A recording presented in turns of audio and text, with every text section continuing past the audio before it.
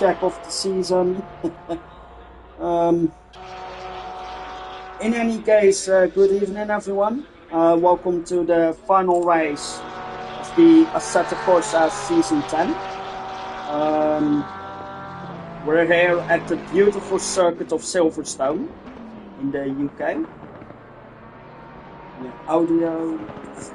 audio works, that's good to keep track of.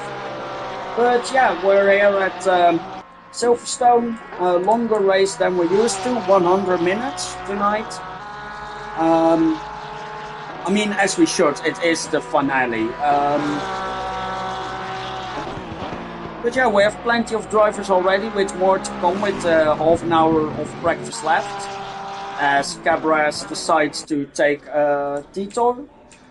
Let's stay on board with championship leader Moro. Moro in the World Championship has 232 points. He has a 26-point gap to Thomas Vitterer. Hello, Chaos Druid. Aren't you driving tonight? Actually, let me check the driver list while we still stay on board with Moro.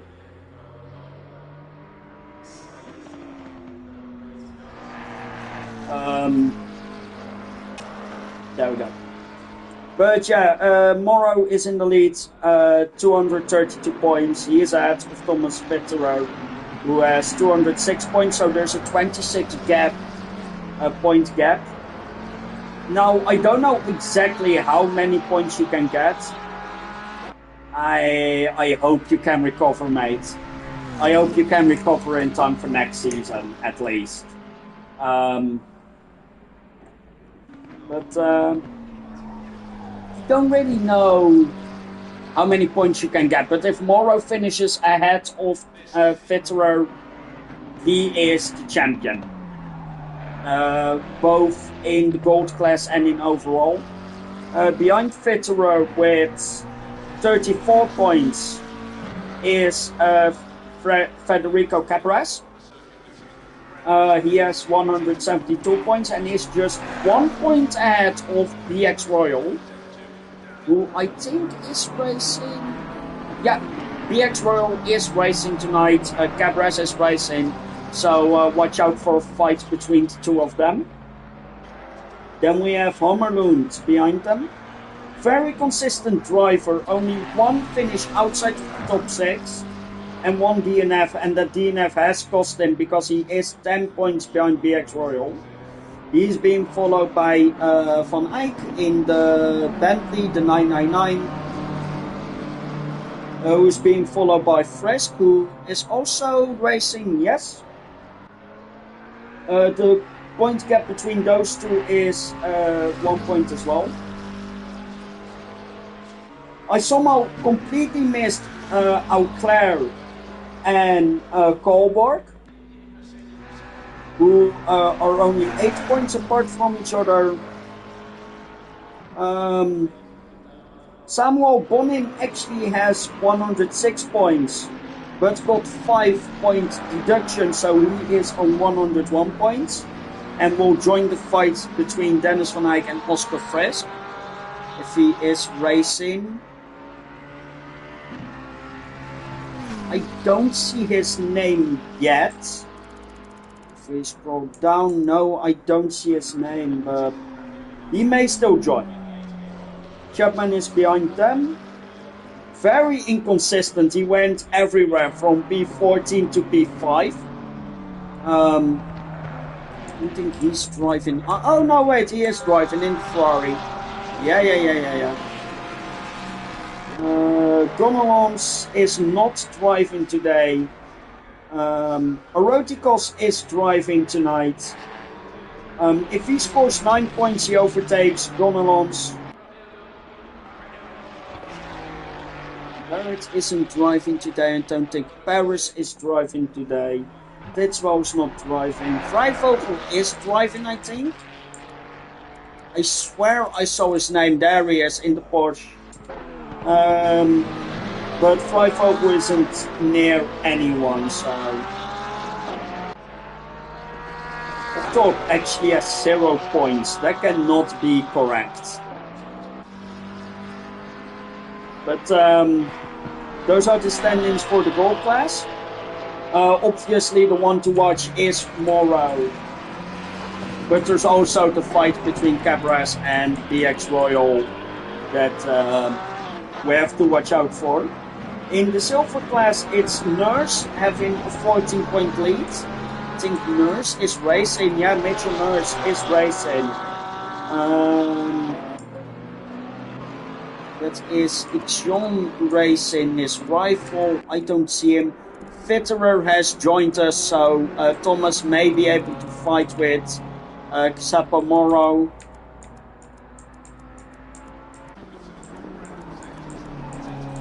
No, I don't see Ixion, so this may be an easy silver title for Nurse. I say that only 21 points behind him is Tierney. And I think Tierney will join later on. Behind Tierney is Portera. Portera has 172 points and is 11 points behind Tierney. Naked Warrior is only 1 point behind Portera. Now I've seen Naked Warrior. Don't think I've seen Portera, so Naked Warrior may here take 4th place. We have Joleri not seen yet. But Joleri is 6th in the standings with 154 points. Powell, I'm not going to pronounce his last name. I'm sorry again. I'm not going to risk it. He is in a distant 7th with just 115 points. Marcus Kienle has 109 points, only 6 points behind Powell, and he is here. He is in the middle of the Pro Pack actually, so he may be an upset tonight. Callion, I don't think Callion has raced in the last couple of races. Looking at the standings graph. DeAnders also hasn't shown up in the last couple of races. Don't see him here either. And Nicholas Dozen has, in the last 4 races, he has 2 did not start and 2 did not finish. So if he shows up, I hope he can improve that record. And for the Bronze Championship, Samano is in the lead with a massive 47 points. I do not see him getting beaten even if he doesn't show up. So Samano may have it in the bag, but Fitzpatrick, who is showing up, I don't know how many points you get. Well, actually looking at it, Eric Samano has only once finished outside the top 2, and it was did not start. And because that's his only bad result, it doesn't count for the championship. So yeah, with 3 wins and 3 second places, I don't think Samano is going to get beaten. So the fight for second is mostly between James Fitzpatrick with 209 points and Fracas Black with 196 points. Now, I haven't seen Black either. Oh, yeah, there's Joleri. Triple Jen is with 190 points in 4th place, with Carabello, who is here, only 9 points behind him, so he may lose it to him. Bojan Jordanov has 175 points, and I don't think Bojan is here, because Bojan, I think, is qualifying for the GT 12-hour race. In which case, if you didn't know, the Gran Turismo side of the competition is holding several 12-hour races, and the second round of that is this weekend, with qualifying taking place tonight. And it's a crucial qualifying because with 15 spots on the grid and 27 teams signed up, there will be 7 teams who will be cut out from it. So If the race here doesn't interest you as much, first of all, what are you doing here? Second of all, there will be qualifying streams on the Aero League Racing channel as well. 2 separate lobbies. I think 11 teams in a lobby. So, yeah, if you have time after this race, go watch that. It will be commentated, I think, by Deck, and I think Jack is doing one of the lobbies as the 225 runs off the track. That's Nurse. Rather you do that in practice than in quali of the race. But yeah, Bojan is probably doing that. Chaos Druid, as previously said, is not going to take part either in this race. Sadly, he has a wrist injury, it was. Arm injury. In any case, he's injured. He has to sit this one out. Behind Chaos Druid in the standings is another person who will not race tonight. Rewan Drought has already notified us beforehand that he's not racing anymore, and I don't know if he means that he stops this season or stops indefinitely. That's yet to be seen. And yeah, Fleming class, I can see, has only 1 race start, and he got 3rd in that. But let's see if the overall championship has any surprises. Overall is Morrow, Federer, Cabras, BX Royal, Homeloons. Where's the first mix of gold and silver? Yeah, top 10 is all gold. There is actually a tie for 10th place between Samuel Bonin and Mitchell Nurse. So if Bonin doesn't show up, we will have a silver driver in top 10. But yeah, the guys will be mostly focused on their own standings within their own classes. That being done, we still have 18 minutes left.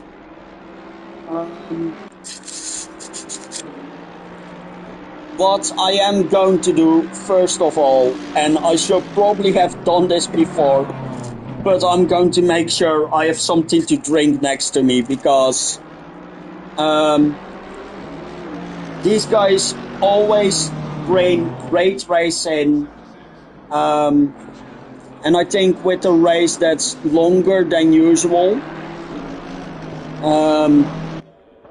because it's now 40 minutes longer, I am going to need a drink during this race. So, you guys enjoy BX Royal. I'm going to grab a drink. I'll be back within a minute.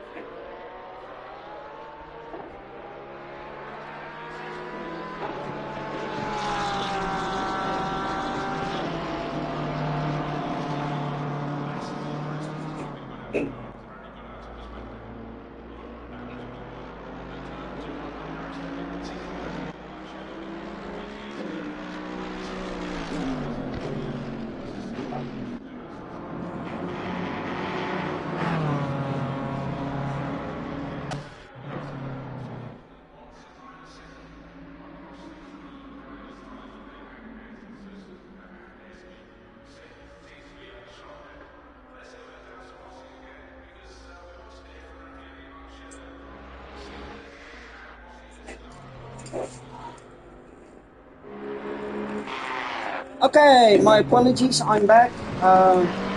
Don't think we've missed much. 15 minutes we can go over every driver and look at their performance. In that case, I am going to do this quickly. And we'll start with championship leader Morrow.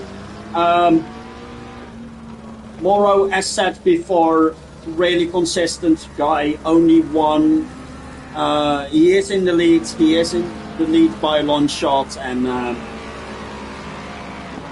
well, every race you see him, he is near the front, so it will be interesting to see what he can do with this time. I think that was just...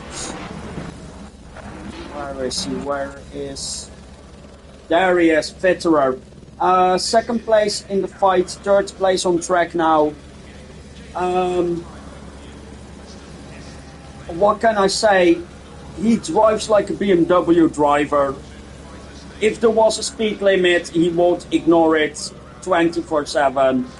And he's fast, he can drive really well, and I would hope we get to see an amazing fight between Tom and Morrow. Amelund as well, when he drives, he is really fast, so I actually better do this.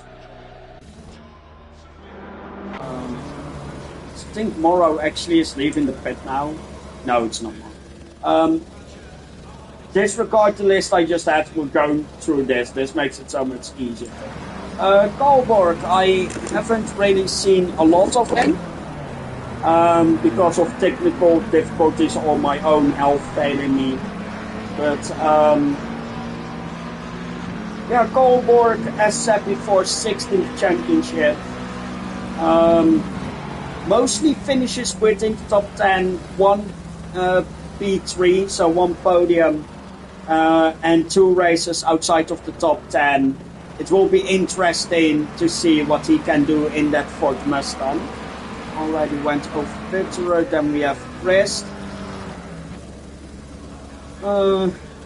Chris is also pro driver, or does he count as reserve? He counts as reserve. And I don't get stand-ins from reserve. So I cannot tell you about his recent performances. I can't really say anything about him. I have seen him drive one time. And he seemed pretty fast then, but outside of that I have no... I'm sorry, Chris, I have no information about you. Cabras, also in the pit lane still. Porsche driver, part of the Italian team, the ART guys, together with Morrow and Vrijvogel. He is still fighting for 13th championship. He is defending against BX Royal, as previously mentioned. There is 1 point between them. And if I had to give it to either of them, I think Cabras will beat BX Royal, but it will be quite a fight. So we'll be seeing a lot of Cabras today if things work out. Behind him, in the timetable at the moment, we have Vrijvogel. As previously mentioned, Vrijvogel is also part of the ART team. He is also in a Porsche, which I always find a good fact, as he is driving out of the pit lane now. But yeah, Vrijvogel, he isn't as good as the other ART guys, especially not Morrow, but yeah, you cannot be compared to Morrow. I think in Indianapolis he and Cabras got in each other's way, which is not what you want to do as teammates. But yeah, it will be interesting to see if he fights his teammates again as much, or if they show mercy to each other. Inle has, I think he is in the Pro Championship.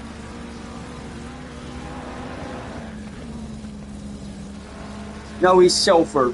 Why am I saying it's right there? But yeah, Keen has had a good track record. You can also see he is a silver in the middle of gold class. If he races next season, I'm pretty sure he will be promoted to the gold class. Really solid performances. He's a bit sliding around here. Maybe needs a bit more playing with the setup, but I would say to keep an eye out on him, and also keep an eye out on Auclair in the Ferrari. Auclair obviously previously silver class, went to gold.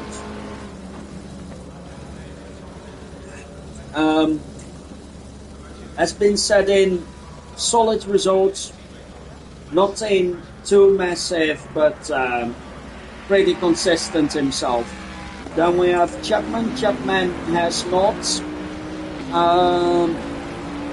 before I actually say anything, I think he was pretty low.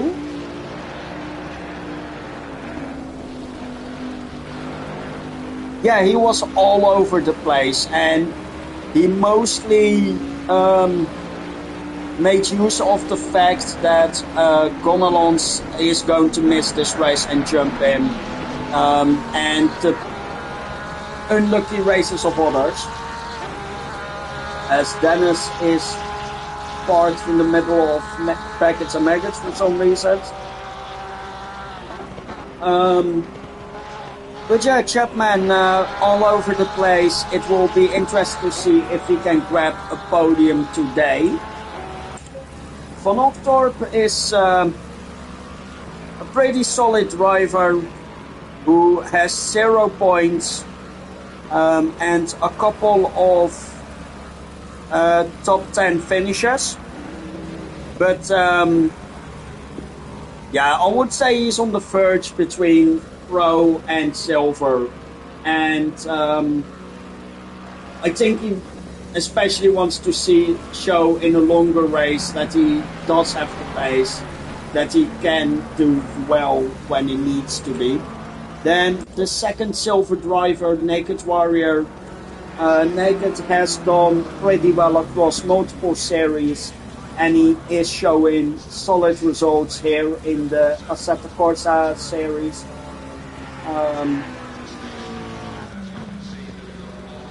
And I realized I have not a lot to say about many of the upcoming drivers, including Nurse. Nurse is leading the silver championship. He is really consistent, but outside of that I have nothing.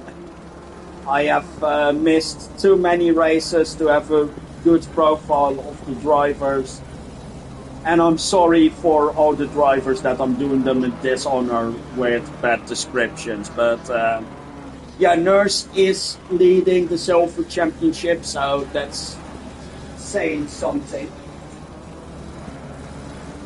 I need to close my window for a moment. If my keyboard wants to stay.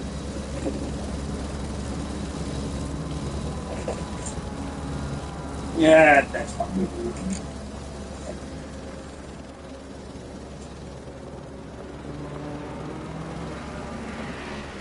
But yeah, Nurse can win the Silver Championship today, and I think he will be really keen to do it.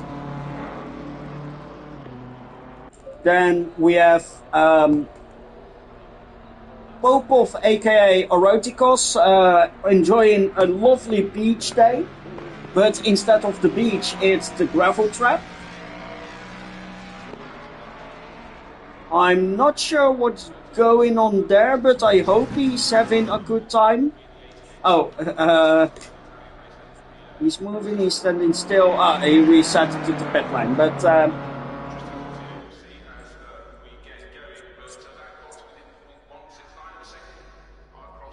oh yeah, the ART guys are going to win the championship. Like, Morrow is not going to be beaten. Morrow wins the championship. But yeah, Popov or Rotikos, I cannot say anything about him because he's technically my boss. And I do not want to get fired on the last race. So Yeah, Popov is an amazing guy. Please help me. BX Royal, very fast driver. I don't know. I think the reason why he isn't very high in the standings, or very high, he's in P4, but I think he could be fighting with Fitterer and maybe Morrow if he didn't have a couple of unlucky races. He also missed one race.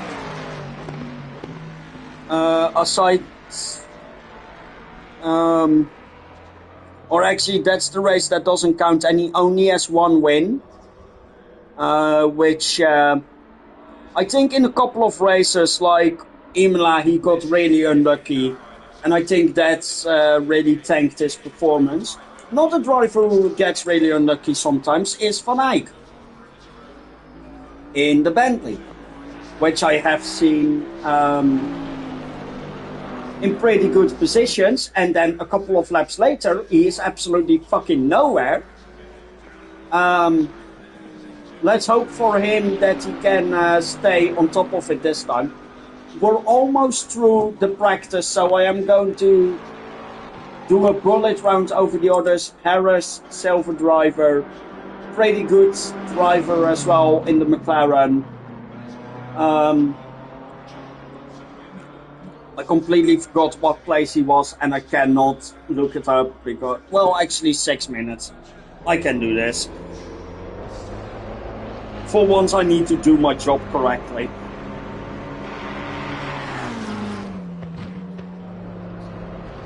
If I can find him. Why can I not find Harris? Is Harris a reserve? I bet Harris is a reserve. Yeah, Harris is a reserve, so I have no information on his placement.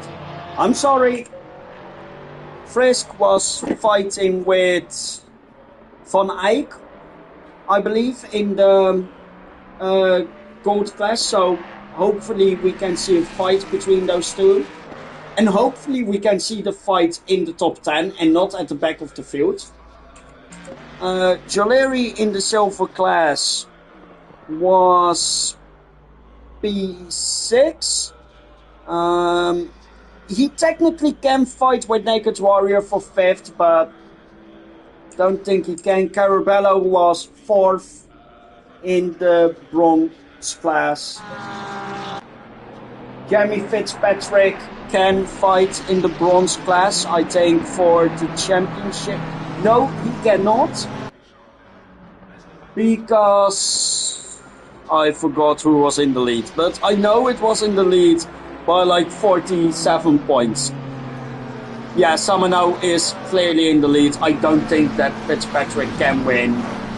Then again, I do not know the time or the points distribution for a 100-minute race. Tierney is also racing, also from silver class, and I think Tierney is actually in 3rd.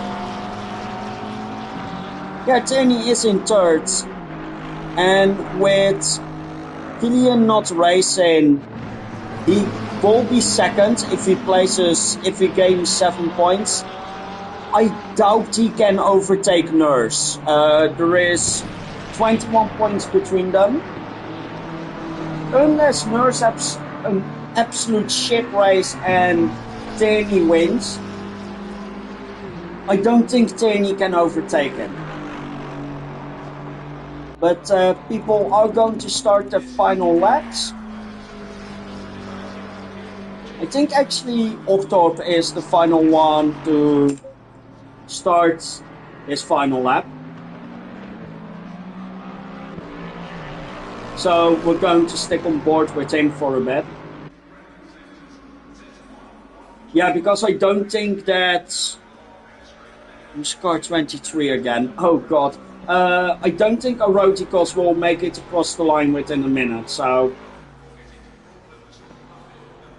We are going to focus on Van Octorp for his final lap as he comes out of... I forgot the corner name. Oh god. He's actually going in the pits. Well, there goes my plan.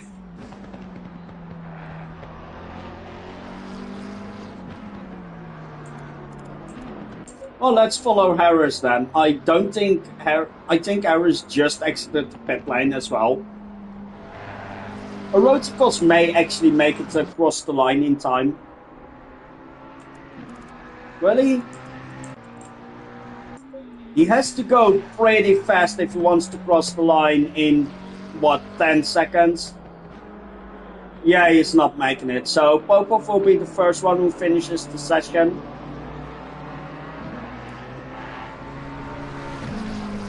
With a lot of people in the pit lane who are already done. Popov remains P15 to 25, goes in the pit. Tierney. Oh, Diendes actually joined. Hello, Diendes. I think he missed like 4 races in a row. But he is going to join us for the final round, so good to have him with us. That was actually the final car. Green light, go, go, go.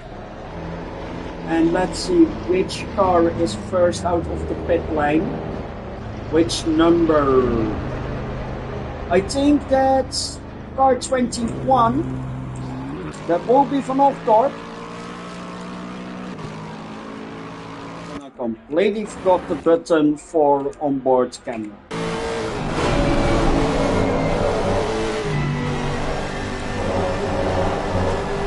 Was F1, wasn't it? Wait, I can do this easier. Hold.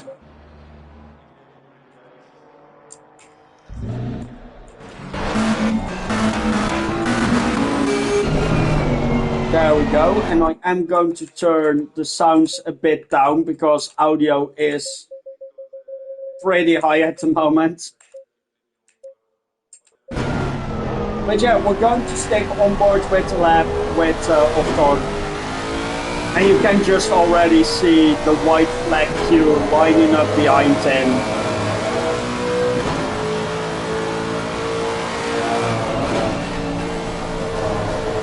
And while we're waiting for him to cross the line,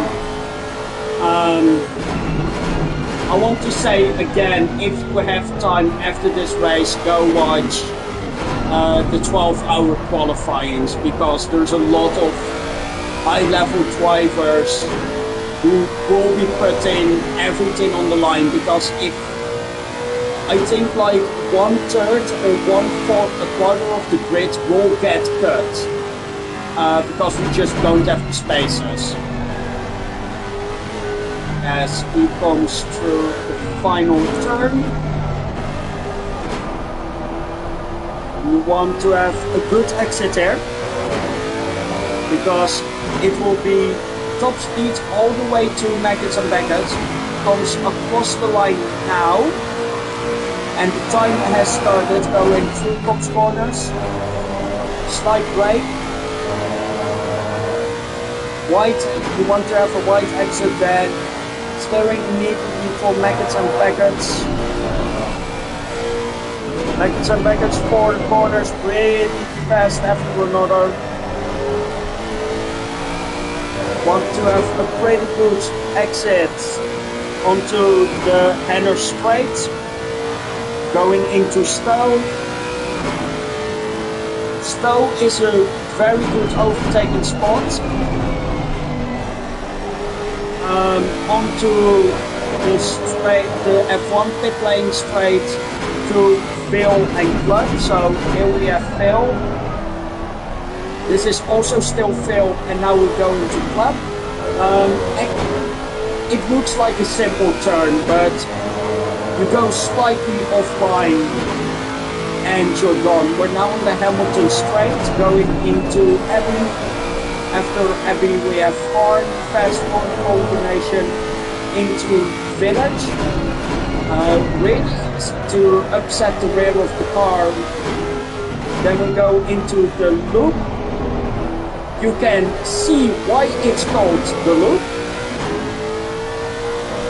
Onto the Wellington Straight, not the Wellington State. under the bridge, brake for Brooklands, and remain on the throttle for left field. Really need to be patient for left field, going through Woodcote, and that's your lap around Silverstone. And Octop does it within 2 minutes. So I'm now going back into this view, so I can easily see who is coming up. Lots of people being blue. Cabras is actually going faster than Morrow. I did not expect that. Then there is Orotikos. Thomas Fitterer is only down in P5. He's about 3/10 behind his rival.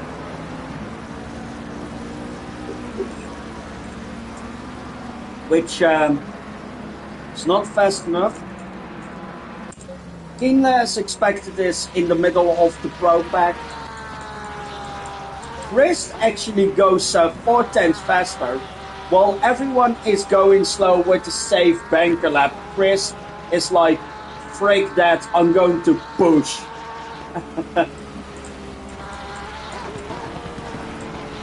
Let's see if it will actually help him. The gap right now between Pro and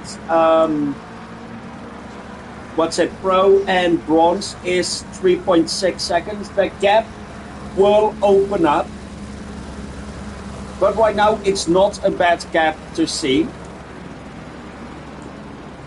The X-Row hasn't set a time yet. Harris hasn't set a time yet. Vogel hasn't set a time yet. Carabello, Gileri, and Fracas haven't either.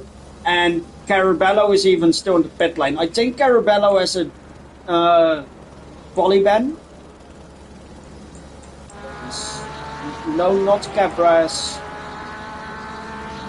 Where is he? Van Octop set a new lap. He's now in third. Cabras cannot improve. Morrow jumps up. So we're nearly in the 57s now. Goldberg jumps up to third. 83. Hammerloon stays down.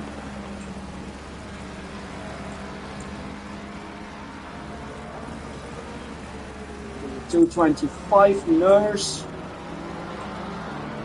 Nurse isn't under a lot of pressure, but he jumps up to 11. He is on professional pole for the silver class. But we have Naked Warrior also from the silver class behind him. And he stays behind him, the 888 Harris. What can Harris do? Comes across the line, jumps up to P17. Car 29 is Chapman. Don't think he improved. Then we have Tierney. Where's Tierney? There's Tierney. And Tierney stays. Then we have BX Royal. I expect him to jump up at least in the top 10. Yeah, there we go, P5. Fracas Black. Oh, Fracas is actually racing. Hello, Fracas. Let's see, Cabras is next across the line. Going through left field now.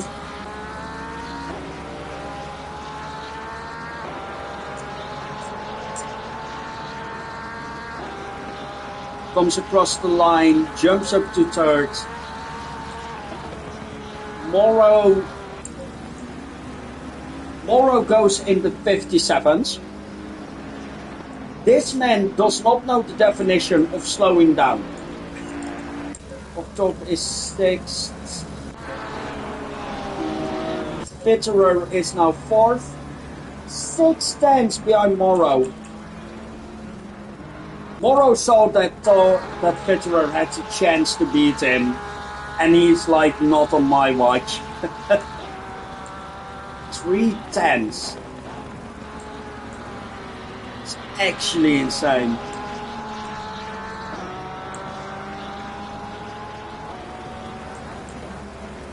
Let's see who's next. Naked Warrior, I think. Yep. Coming through. Woodcote now across the line, jumps up to P12. Those are all invalid. So the next up is Tierney. Tierney is second at the moment. Just 400 behind Naked Warrior. So there's a couple of people going back to pit lane. Tierney does not improve. Next up on a lap is Cabras. Cabras still needs to close up 7/10. I actually missed it, but Chris has taken a professional pole by exactly 300ths of a second. Cabras exits left field coming up to Woodcote now. Over the line. I don't think this is a really good lap. Yeah, it's an improvement, but not enough. He's still 5/10 behind Moro and Chris. Kolberg cannot jump up. We have 83. Who's 83 again? It's Hammerlund. Hammerlund in P14. Wow. Yeah, this is not his circuit. 502 227 doesn't improve. Think that Gileri or O'Leary. I will always say Gileri does not jump up. Then we have the 888. That's Harris again.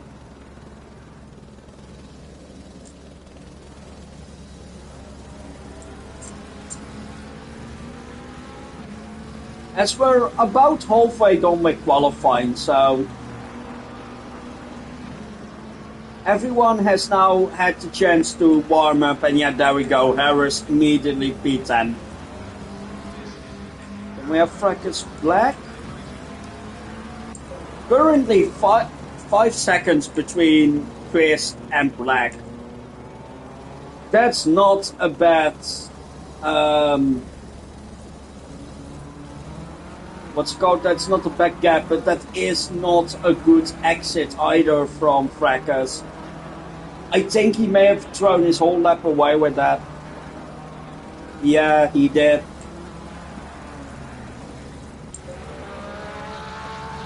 Lot of blue people. The track limits are hard on this track.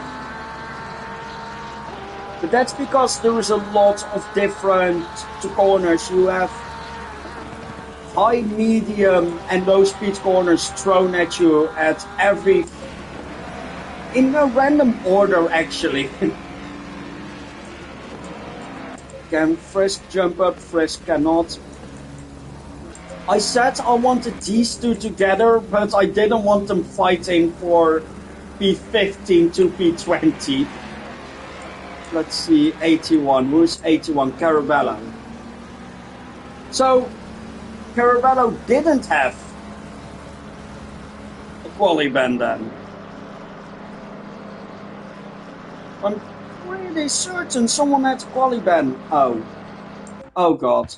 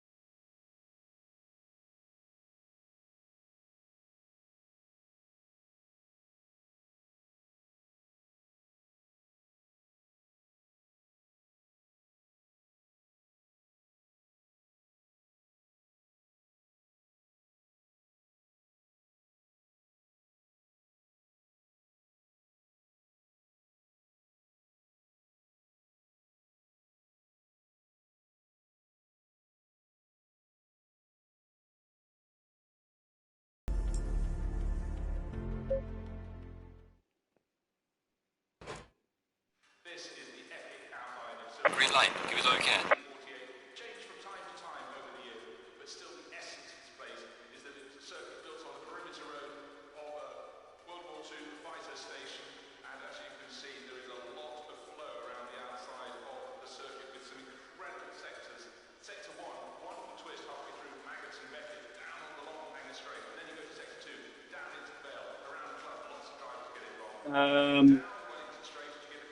Yay, technical difficulties.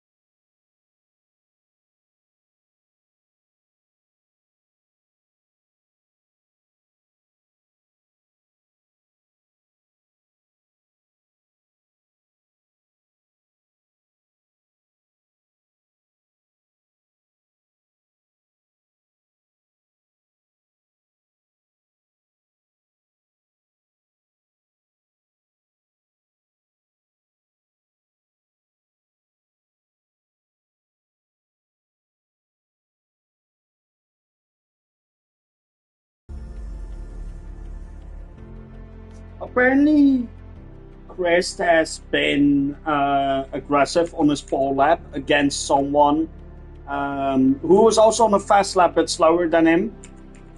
Love to see it. Green light. Green light. Go, go, go.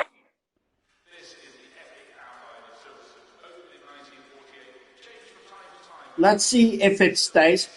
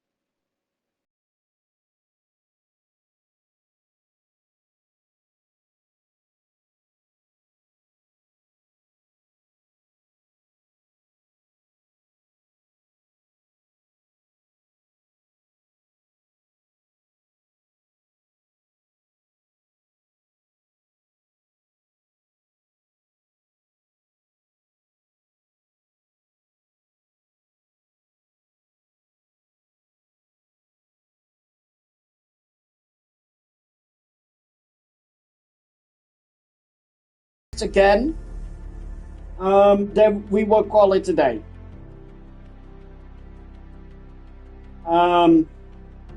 This is what O'Leary said. So,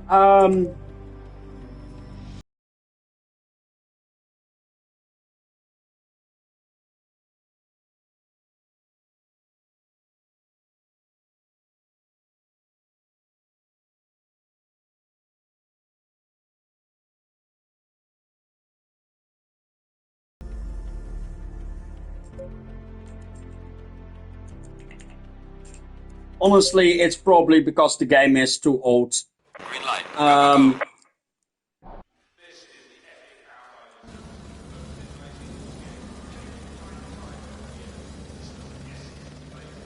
Everyone can join again.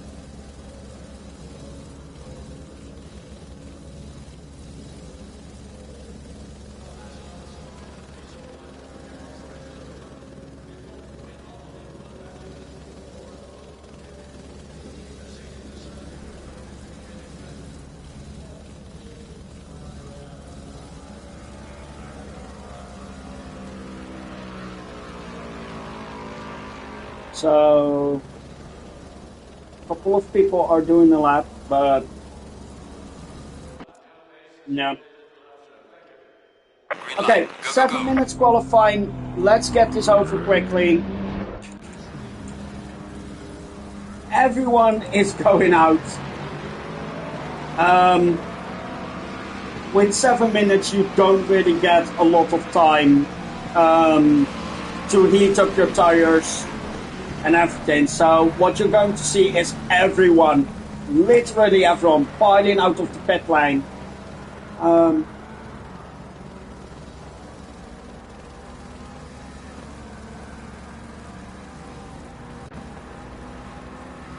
Oh god, the screen jumped and I thought it was disconnecting again.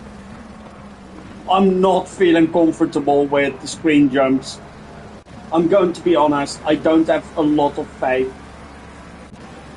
in the game because you can see the screen jumps.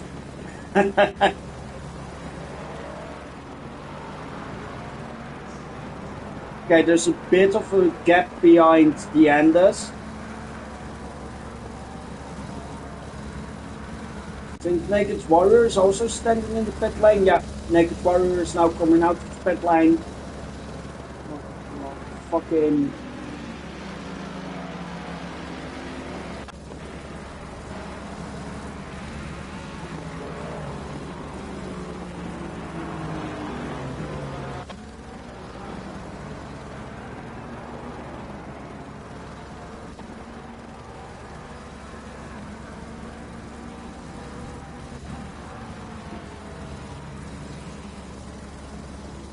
Just put a message in the chat to make sure the admins are on notified of it.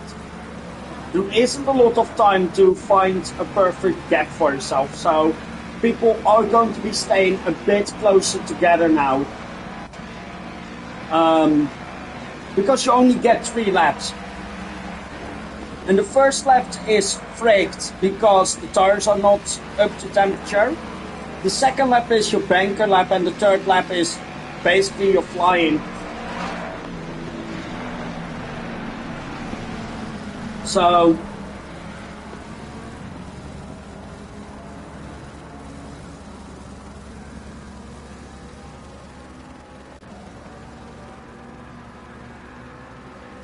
Octorp is out.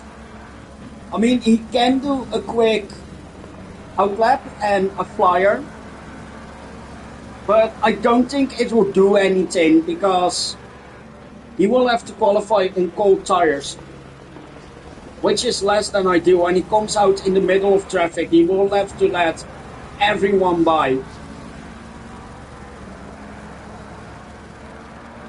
As Popov is now closing in on his first lap.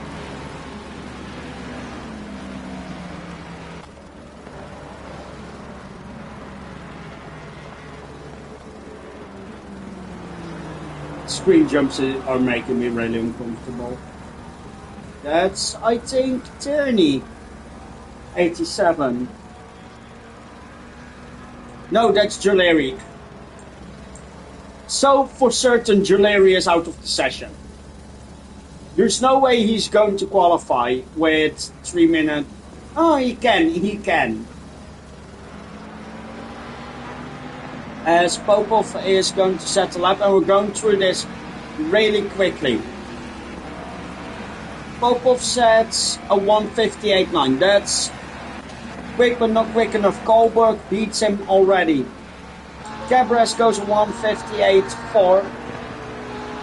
And Morrow goes a 1:58.4 as well. Keep in mind, the fastest lap previously was, I think, a 57.8 or 57.6, something in that region. Vrijvogel goes 5th, Auclair goes 6th, Frisk goes 7th, Nurse goes 8th, a really good lap for Nurse. Van Eyck goes now to 11th. Chris goes fourth. Really unfortunate because he had pole before. Someone goes off. That lap is done, but they can go for another lap. That's 29. I think that's Chapman. Fitterer goes 8th only. Wow. Kienle takes 9th at the moment. Nurse drops down to 14th. Van Eyck jumps down to 15th. Carabello is in 18th, and last is in the moment Fracas Black. The gap isn't as big.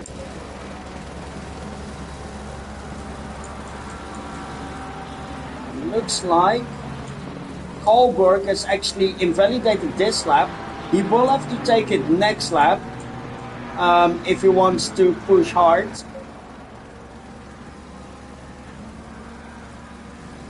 Now keep in mind, I think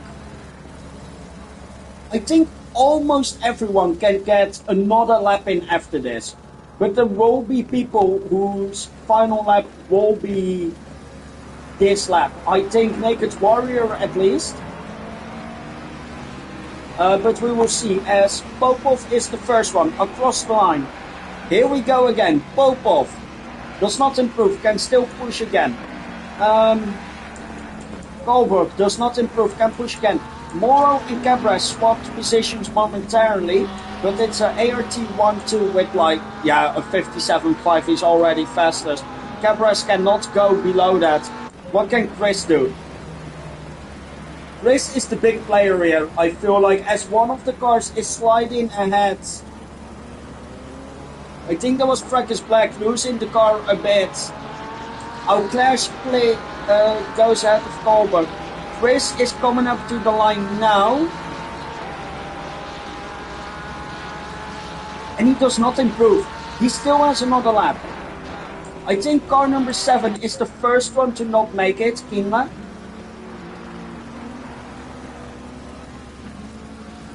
He just makes it. He just makes it. So the first one to finish qualifying is Naked Warrior. Where's Naked Warrior? Naked Warrior right now in P13, comes across the line, stays P13. Couple of guys have given up, including Popov stays in P8. Shit. Who else is in the pit lane? Wait. No, this doesn't work. More guys are in the pit lane now. We also have the Henders in the pit lane now. P16 is a pretty good spot for him to be in.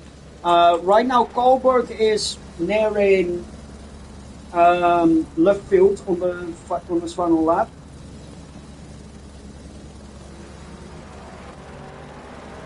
I think Morrow is invalid, Cabras is invalid, but they don't care because they're already 1-2. As Kohlberg comes across the line, it is an improvement. He goes to P4. Next up is 225. Where's 225? That's Nurse.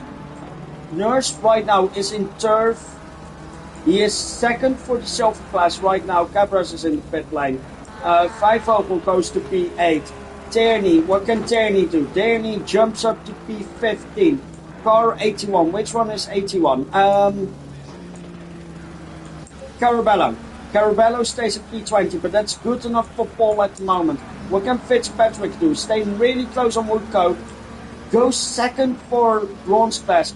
And I already know I cannot keep up with the rest, so we're just going to have to see what the results say.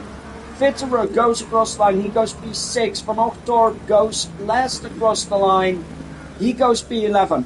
So the top 10 is Morrow, Cabras, Auclair, Christ, Kohlberg, Fitterer, PX Royal, Harris, Vrijvogel and Popov.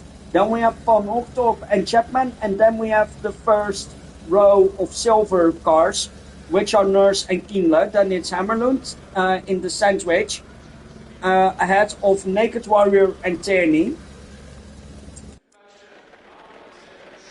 Alright, there is some rain in this session, so watch out for slippery curves and remember to brake early.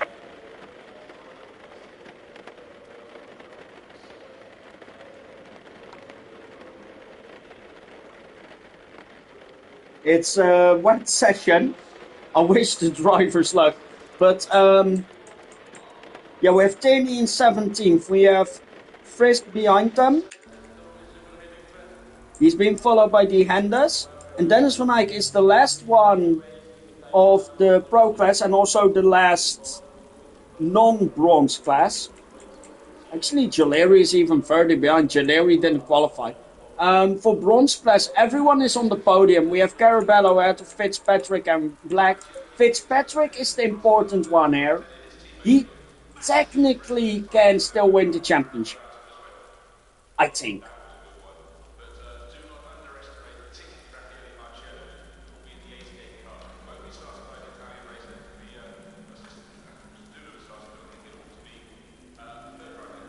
Okay, the problem is not just our server, it's across everyone.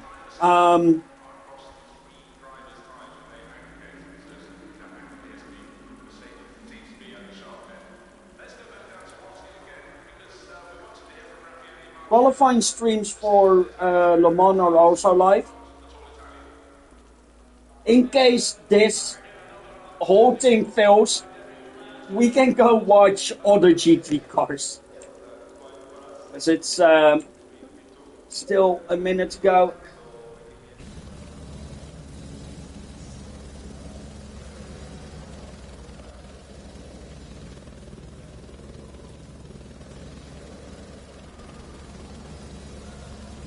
I am using this time to give my voice rest because... Oh boy, we're going to get fucked.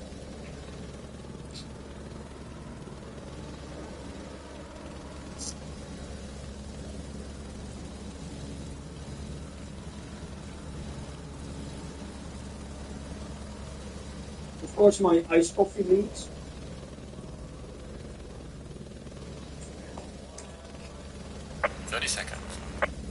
Yeah, I don't care. I'm not in the drive. I'm in the pit lane. 20 seconds.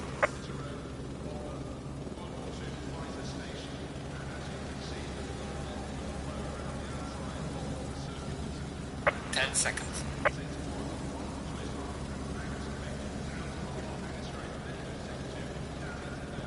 And...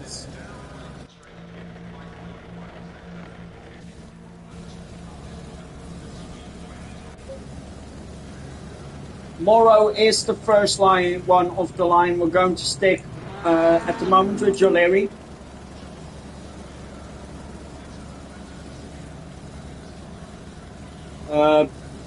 Because I always love to see the final car leave the grid.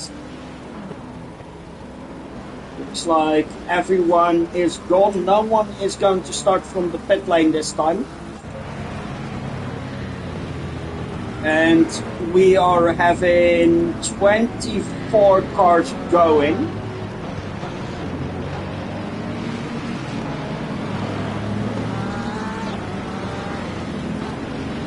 It's bad as well because the first braking zone is Pops, and then the second braking zone is Maggots and Baggots. So I hope drivers have done some wet practice at least. So they are probably properly prepared for racing in the wet and the chaos that brings with it. But you can see further back down. Look at the chaos of this near pileup at the back of the field. Now it's just formation up and contact doesn't matter here, but it really already goes to show how chaotic this race is going to be if it holds. Because that's the big question, will it hold?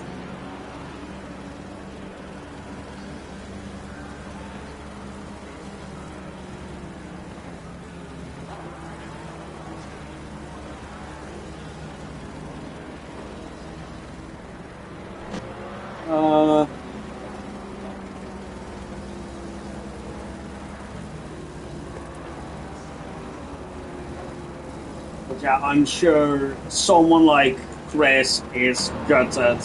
He should be higher up, honestly. BX Royal as well. Thomas got a redemption day.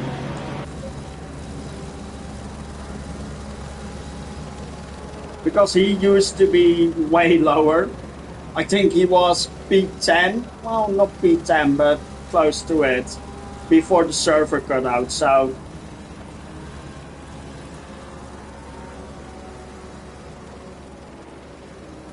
As we're nearing this last sector, I assume we are going to get the call to double fall pretty soon. Which means I'm going to cut away that.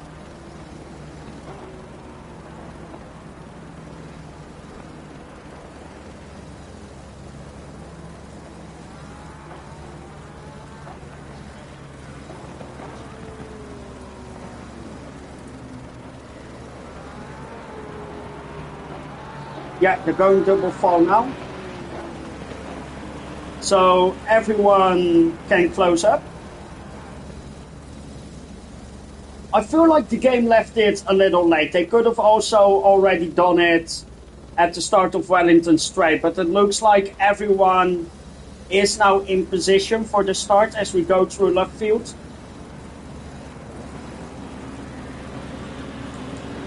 I'm going to focus on Eau Claire for this one, so I can also see a bit of the chaos behind.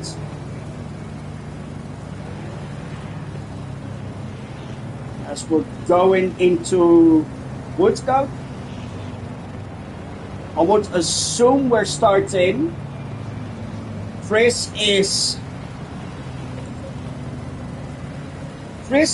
really doing dangerous here. Green light, go, go, go. Yeah, green light, and I don't think it's illegal, but what Chris did, I wouldn't do it. Eau Claire drifts a bit, but that's what's to be expected. I think everyone has made it through. Yeah, everyone has made it through as we go into Maggots and Baggots. Cabras is in second, still following Morrow. Eau Claire is behind them. He's just been passed by Chris, actually. And I can now do this. Cabras is actually in the lead. Morrow is behind him in the McLaren. Is he going for a move into Stowe? He is not. Chris behind him, and it looks like someone is going really wide. It's BX Renault. He stays on track. He stays out of Vrijvogel, but there is now a bit of a gap forming. Vrijvogel tries to put it alongside, but you can't really do it there. BX Renault has found the connection again with the others. So it looks like everyone is making it through. Tierney is looking to lose it. Loses it a bit, and oh, the Henders is in the wall. And that's a Ferrari with front end damage. Don't know if it's bad enough to pit for, but didn't look really good. BX Row is fighting Goldberg. Is there space being left? There is space being left. Goldberg stays just on track, but this does not help him in his fight against BX Royal. BX Royal outbreaks him and stays on track. Yeah, but he is wide, and Goldberg can put it next to him already. Vrijvogel is watching this battle with a lot of interest.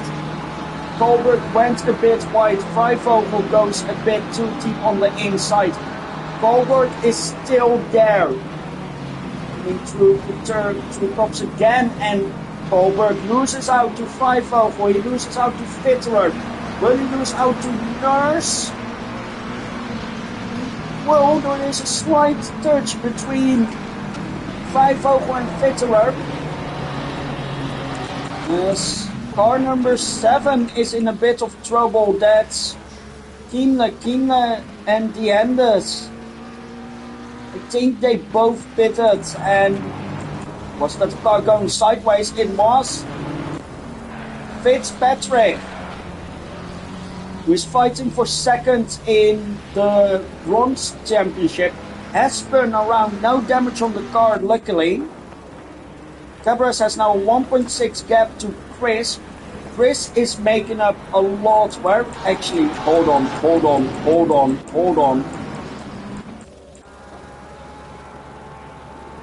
Oh no. Where is Morrow?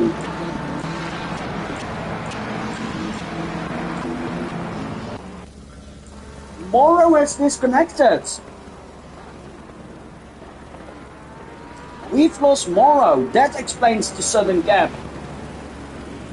So we've lost the championship leader.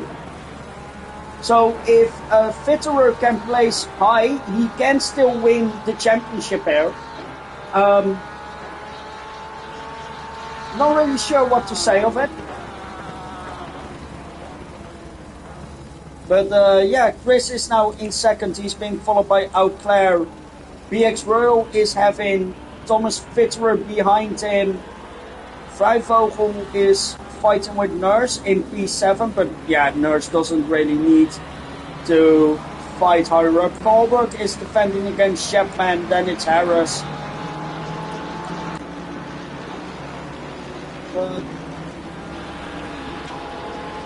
Yeah, Chris is taking a lot of time out of that gap to Cabras.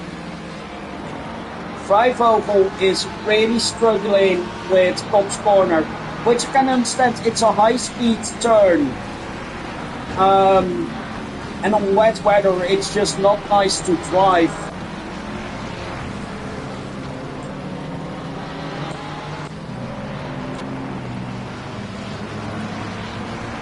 Amelund is also not enjoying his time in the race. Neither is Tierney.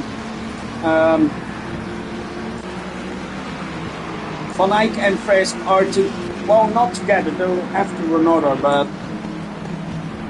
that's for that championship fight. Van Optop is looking to go for a move. Tierney did not take an optimal line and Van Optop really closed in on him.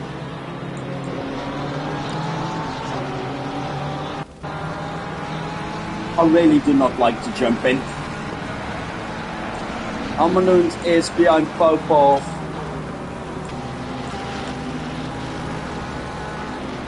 Vrijvogel is still ahead of Nurse. Chris is actually dropped. I don't know if he nearly lost the car, but he's now behind BX Royal and just in front of Thomas Fitterer. So BX Royal is now in third, Auclair is in second, Cabras is in first, and this is really a race of endurance. It normally already is. Because it's a lot longer than what the drivers are used to. But it's also wet and BX Royal nearly makes contact with Chris. Both drivers do really well to stay aware of each other and out of each other's way. The rain will only be getting heavier from here on out, as Chris is trying desperately to find a way back around BX Royal.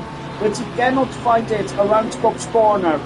Will he be able to do it in Maggots and Baggots? Really brave if he can do it in the rain.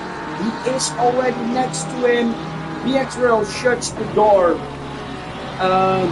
But he compromises his mind there. Does that invite Chris back through? Or will BX Royal be able to keep him behind? In the meantime, Thomas Fitterer is closing up on the two of them. Remember, with Morrow out, Fitterer will be having a chance on the championship here. I think if he wins, he has it. As Chris tries to go down the inside of BX Royal. Terzi is out, I think.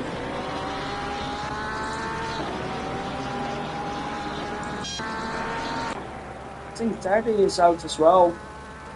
Yeah, we only have 22 drivers.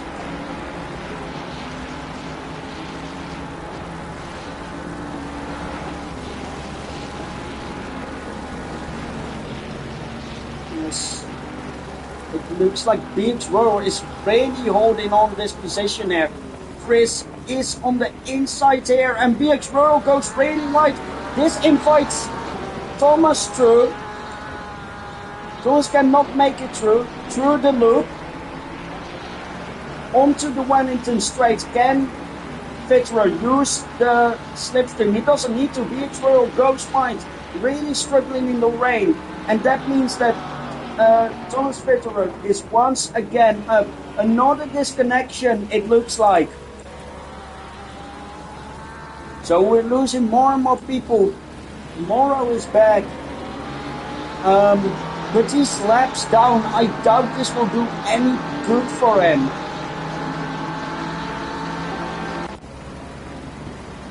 Let's see. How is he looking a bit further back? Carabello is fighting with Fracas Black. Van Eyck and Van Octorp are at the back together. I say at the back, it's for halfway the field.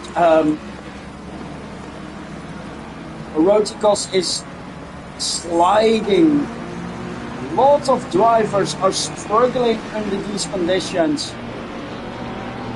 Vrijvogel, BX Rail, Fitterer are all fighting. BX Rail nearly rams into the rear of Fitterer. Vrijvogel tries to go through, but it's boxed in. Are they going 3 wide through Stowe? Vrijvogel on the inside. Fitterer blocks the outside from BX Rail, goes really wide in doing so. Invites Vrijvogel through, has to go really on the curb. And there is a bit of contact between the Porsche and the BMW. Again, contact between the Porsche and the BMW. Vrijvogel just shoves Fitterer off the track, and that was really, really on the edge driving. I'm sure understeer and the rain did a part in that. But you cannot shove another car off track in that way.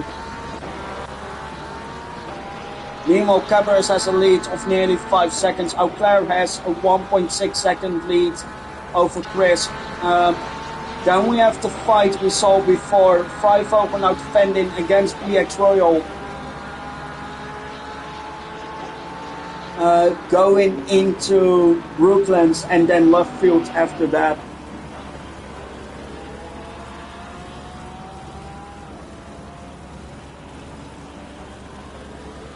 Oh man. I want to check further back, but this battle is just... It has a lot of meaning for the higher championship. Chris is closing up by 2 seconds on Auclair, which is insane to see. Vrijvogel really struggling back there.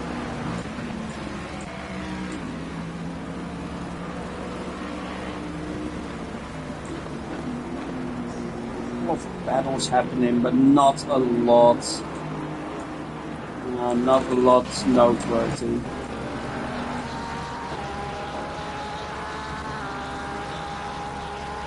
I'm surprised Vrijvogel can hold it this long. Actually, hold on. On the map it looked closer. Yeah, Morrow is just way behind. Unfortunate really, Tierney behind him. Or ahead of him. Nearly getting left by Cabras. Fitterer has closed back up to the pack. Really will be an interesting championship battle to watch between those two. And if the server holds in general,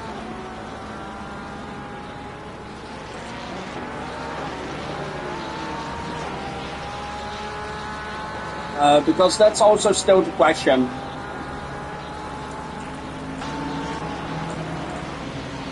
Oh, Popov is making a move on Frisk.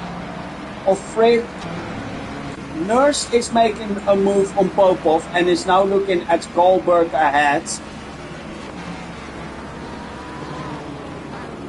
Really showing why he's the championship leader in silver class, fighting with cold drivers in these harsh, not harsh conditions, these difficult conditions. He is on the inside, he has his tire in there, but he has to back out because he doesn't have the acceleration needed to get ahead of the Mustang. But he can stay patient, he doesn't need to pass him. And he knows that Kohlberg is really bad at cops. I don't know on how many warnings Kohlberg is. I think he may be on 2. He may have gotten a warning there. Popov goes off the track. That's going to be a warning for track limits.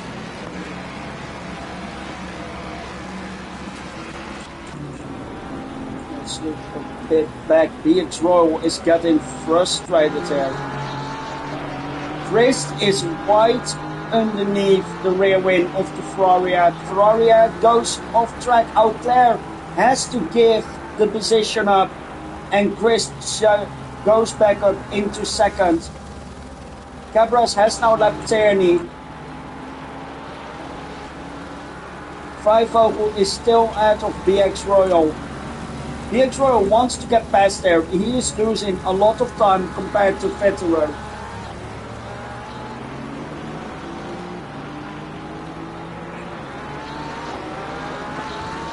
But Vrijvogel really knows how to put the Porsche into the right position to defend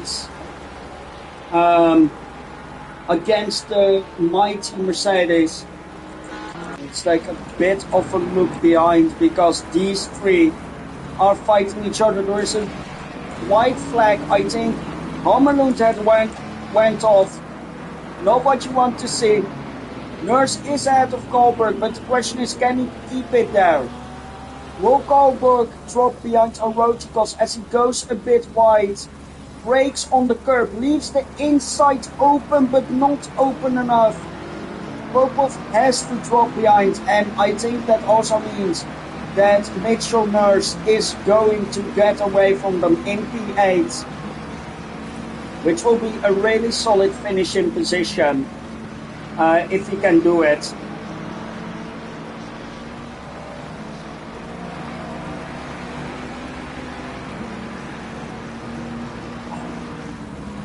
Sorry, my voice is struggling already. And we're only 50 minutes in.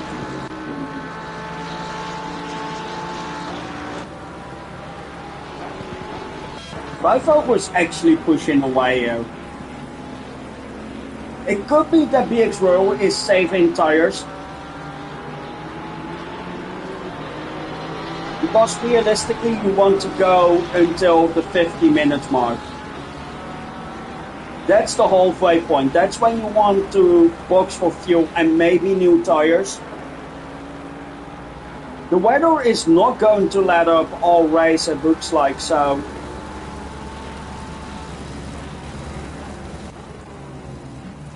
We're looking at a lot of wet weather here. Auclair is not happy.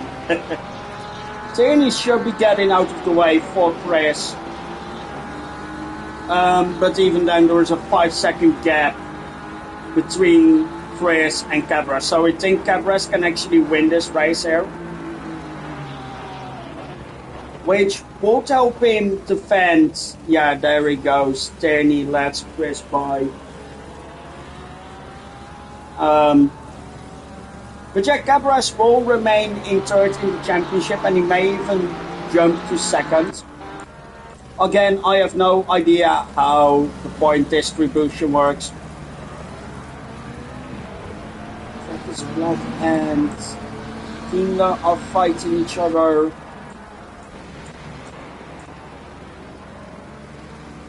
Victor Van Eyck is still fighting with Frisk, kinda, but then with knocked up between them. Kohlberg is kind of sticking with Nurse and Popov is kind of sticking with him. Closest fight is still Vrijvogel and BX Royal, although Fitterer has dropped off completely. that small tap may have actually given him suspension damage, so he cannot fight as well.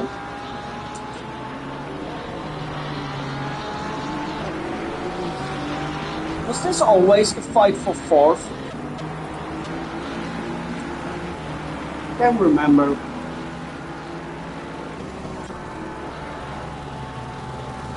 Aero's also passed Tierney, so lap traffic not really posing a threat to the drivers here. The rear engine Porsche is really struggling through corners here, but it's so fast on the straights.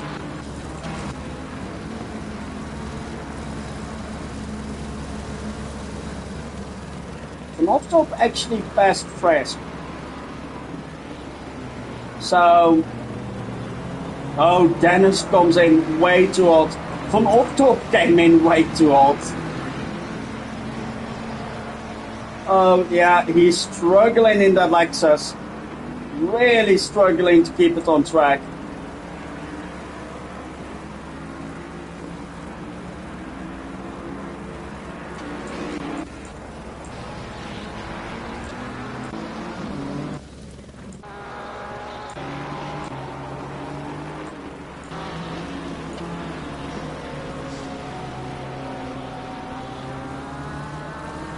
Surely there should be a penalty sometime for Freivogel. Like, this is the third time I've seen him go way outside the track limits at Cobb's Corner. And I can understand it, it's a really fast corner, but you still cannot go over that limit.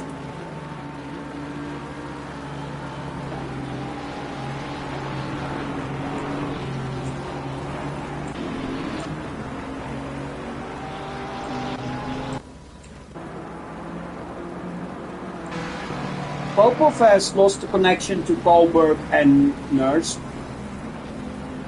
Kohlberg going really wide again.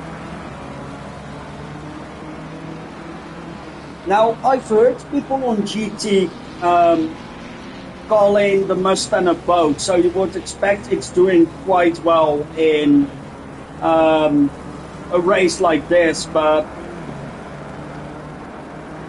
doesn't really looks like it likes to speak in his heart. It doesn't really look like the Mustang enjoys the wet weather. Either that or Kohlberg is not enjoying the wet weather. Oh, he nearly overshot it. Nearly put it inside. 2 weeks I spent at my parents' with the PlayStation 4. So, because of the PlayStation 4, I couldn't stream. And last week I got a migraine at like 4 p.m. in the afternoon. And I really tried my best to still make the race. And by that, I mean I overdosed on painkillers. But I still couldn't stream. So, sorry. You may fire me after this race. Yeah. I'm going to take a guess that that's actually Jack on the Aero account. Yeah, it's Jack. 100% it's Jack. Love you too, mate. Have I actually missed? Hammerlund is closing in on Naked Warrior, but looking at both drivers, that always was going to happen. Van Oftop is actually losing on Van Eyck and Fresk.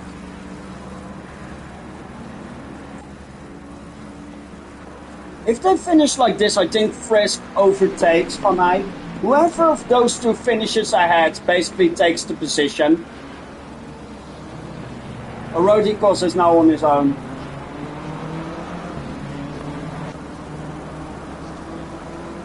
Kohlberg is losing his grip with Nurse a bit. And then there is these two. S10, he got in the way a bit, got tapped. And that may have damaged the front of the Porsche. I can see a bit of damage, like the white lines on the Porsche. Yeah, and Vrijvogel already has a history in this race of not being considerate of the weather condition and other cars. BX now nearly rams him. But yeah, Vrijvogel obviously has cut or track extended multiple times at Cops. He has already pushed Vetteran off the track and now he's also touched in. I think he may be in for quite a penalty run.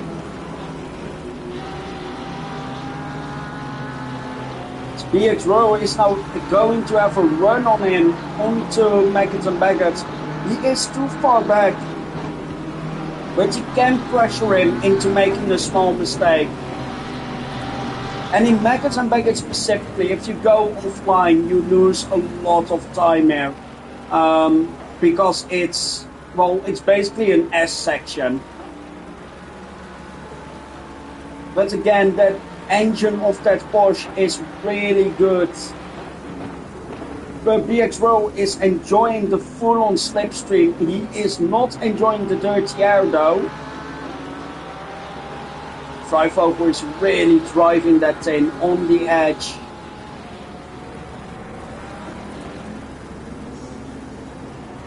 It looked like the rear stepped out a little bit, but yeah, it is a rear engine car.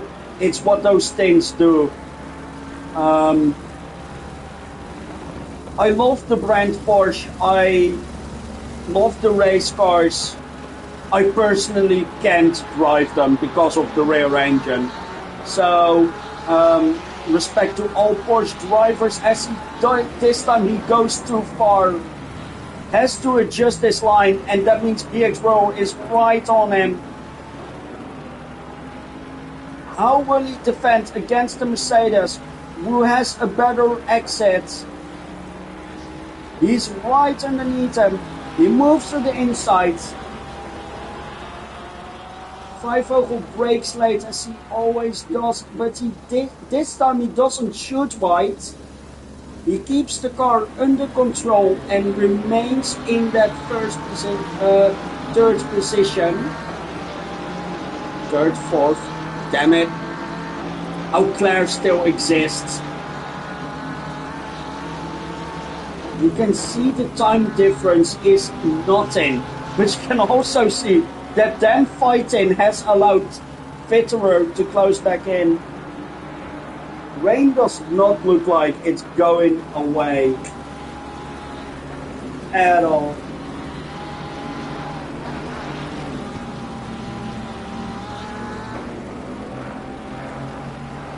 It is classic Silverstone weather. As BX now has to look behind him instead of in front of him. As Thomas Vetteran is putting it next to him in stone. Is he going for the move? He keeps the line tight. BX is still alongside. Are they going to have a bit of contact into Phil? These two really know how to drive close. And BX has to give it up. He went off track. He went off track again. And Thomas Vetteran has now taken the position. BX drops to P6. Even so, I don't think Thomas Vetteran can make the championship work here. I think he lost too much time in the first battle as BX goes a bit too fast through the corner. And I think Thomas isn't really pulling away from him. Vrijvogel now has a 2-second gap. I think Chris has actually closed up a bit to... Yeah, because there is Cabras. Chris is really pushing it. The Cabras goes really wide. No one wants to see.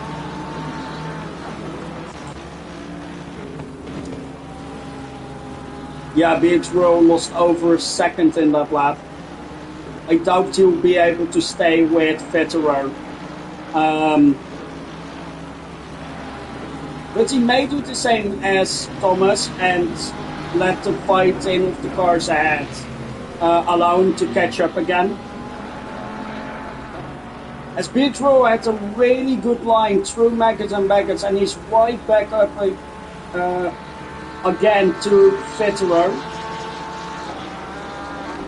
Chapman is just 3 seconds behind him. Vetero places the car perfectly through Stowe onto the back straight towards Phil, and BXRO is too far back to make a move work.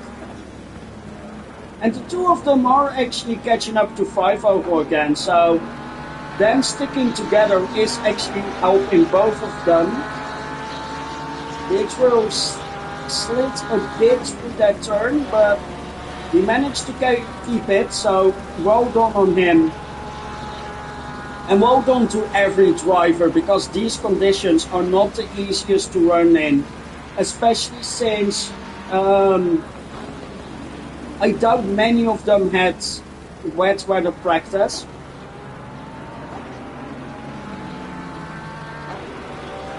Then again, it is Silverstone. This type of weather is to be expected. So this way I can keep track of both caps.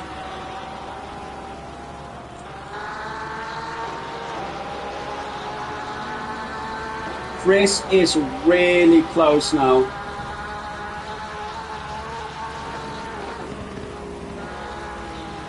Yeah, Chris is gaining several tenths every lap.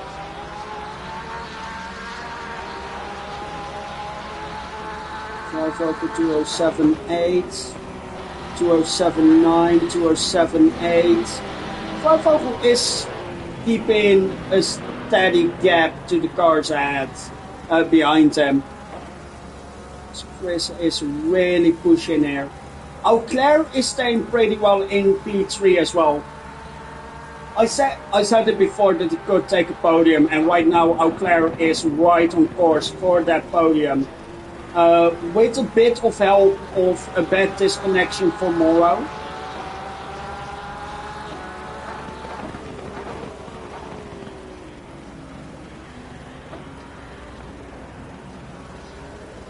I think the qualifying results have just been announced. I quickly want to see if we qualified. No, we didn't.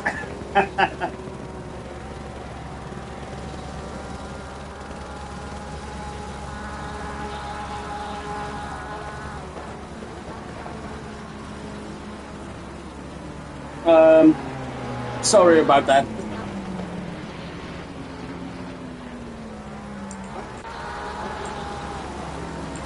BXRO is really close now again, and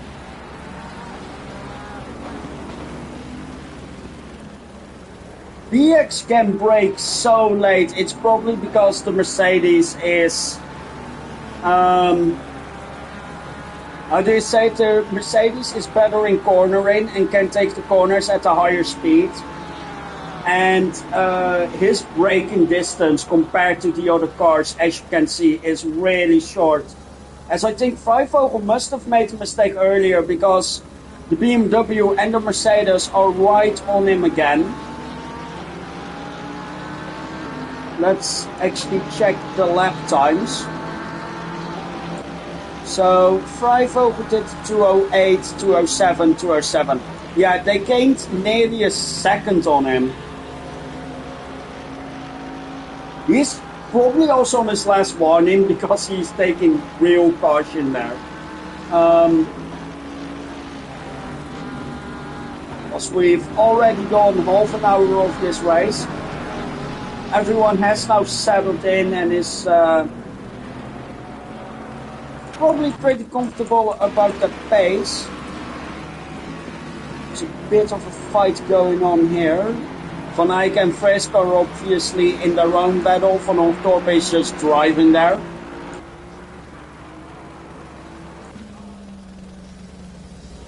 And the battle's kind of died down, yeah. Nurse has led Kohlberg back through again.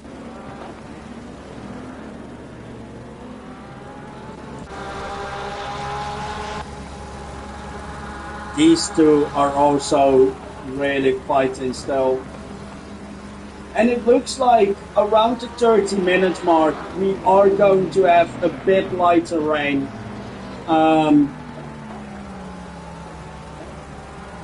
I doubt we will go to a point where we can go to slicks. Unless it's like the final 10 laps. But at that point, do you even want to bid for slicks?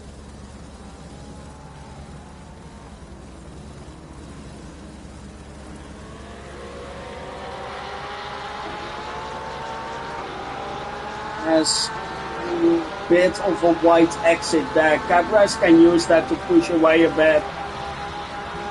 If he doesn't make a mistake himself, coming into Cops. Chris is really pushing it, but he's staying within the track limits, which is the important part. Everyone is also really respectful of the rules, like, as there's Porsche on Porsche violence, Cabras nearly loses it. Chris cannot adapt in time and taps him. Not an intentional there, just a bit of unlucky placement. And also I was about to say that the defending is really respectful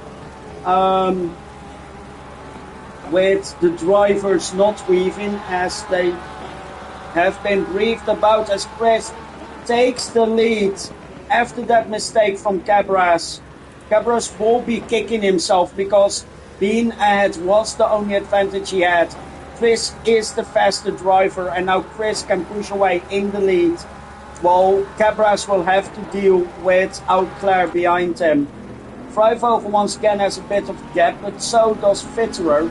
BX Royal is dropping back a bit. Vitterer goes across track limits. Oh, Chris made a mistake. Cabras is now alongside him. He nearly dives bombs him into the loop. And goes ahead, as Chris is now the one who makes a mistake. Loses a bit of speed. Can Auclair make a move as well?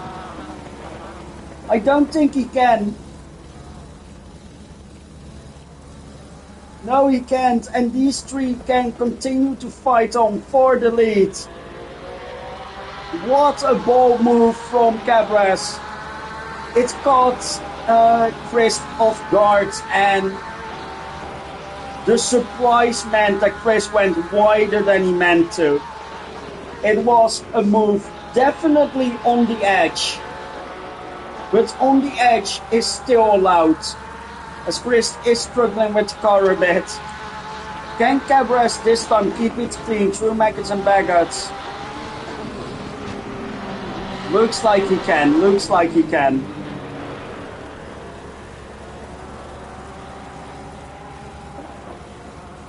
Very difficult conditions to drive under, and these drivers are doing it perfectly. Well, most of them are. Vrijvogel has pushed a bit of a gap again. Vitterer is again in P5 being chased by BX Royal.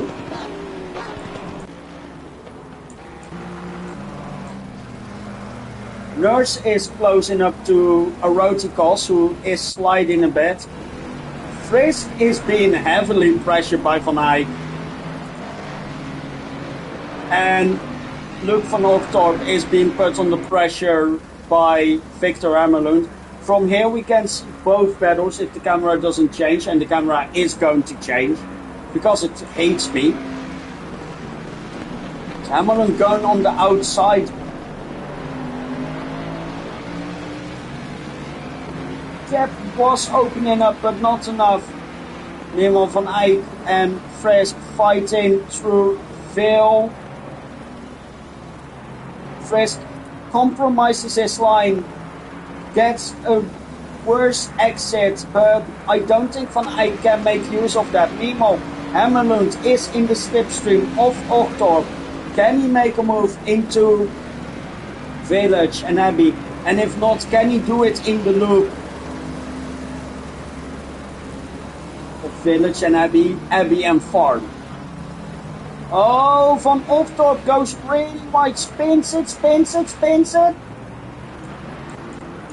Ends up back on track, spins it right round, and causes no incident, but loses positions. Popov and Nurse are back fighting. Again, Nurse doesn't need to push this hard. BX Roras dropped behind Japman. He must have had a spin. This is why I don't like live commentary. You do not know, or you cannot rewind. But the game's replay system is not a good one to do boast with. So Chris is right back on Cabras again. Auclair is still watching. If any of those two makes a mistake, Auclair can take first.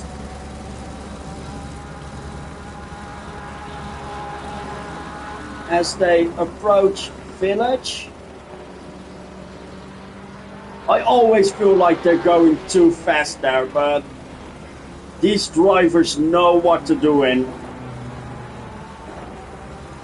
Look how close they can follow each other. Having that much trust in your opponents is really a great thing about racing.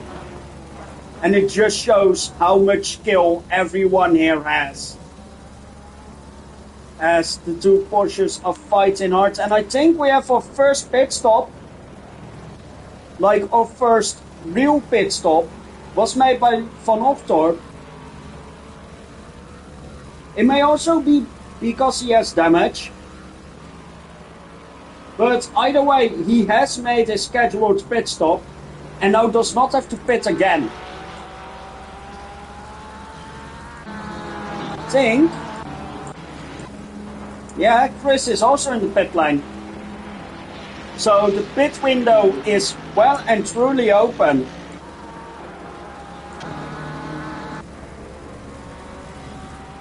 The question is, are Cabras and Auclair also going to pit to react to the undercut, or are they going to stay out on track a bit longer?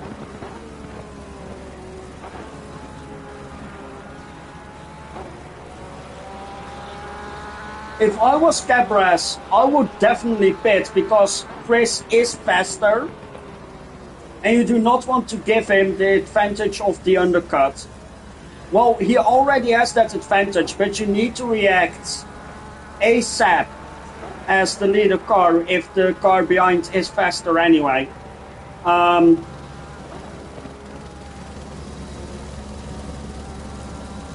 As he has left the pit area in the meantime. And they are only fighting with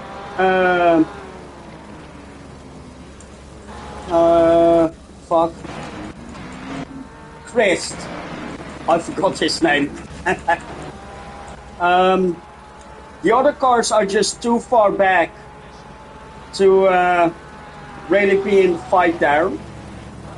So it will be interesting to see what choice they are going to make. Aside from them, no one else is pitting. Ochtorp already has made his pit stop, obviously, last lap. Looks like Cabras is staying out, Auclair is staying out. Vrijvogel is being put under pressure from Vitterer again. Neither of them pits. Chapman looks to be going slower, but he doesn't pit. BX doesn't pit.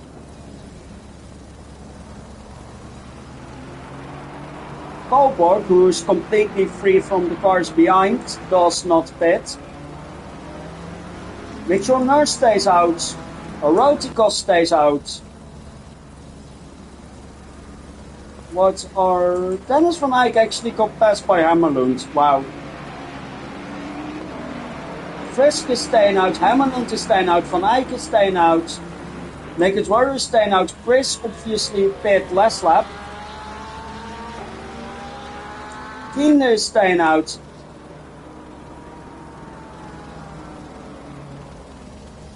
So everyone is just letting him take the undercut.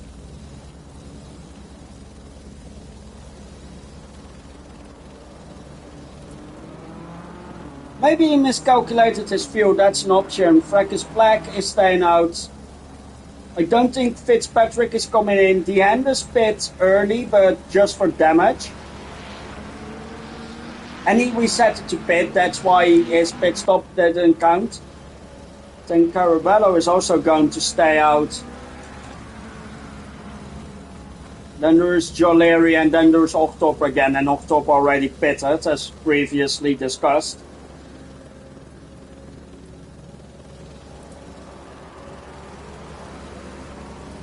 Yeah, then you have the leaders again. Auclair is closing in on Cabras a little bit.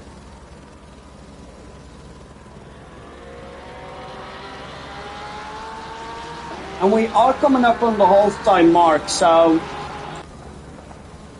Fitterer is staying on Freivogel now.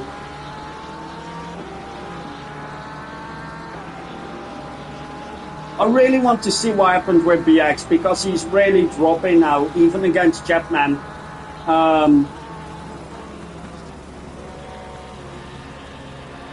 Yeah, even against Chapman, it looks like he's losing a lot of time behind, so... Fitterer looks like he's losing a bit of time as well. I think the main problem with Freivogel is Freivogel cannot take Sector 1. But everything outside of Sector 1 he can do really well. And again, we are going to have clearer weather coming our way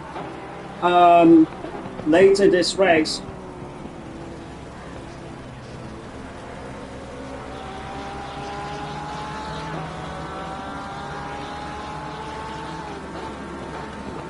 See, I think these two are the closest cars. Yeah, they are. No, actually, saying that, the gap between Auclair and Cabras is almost the same. So if we stay like this, we can keep a track of both gaps.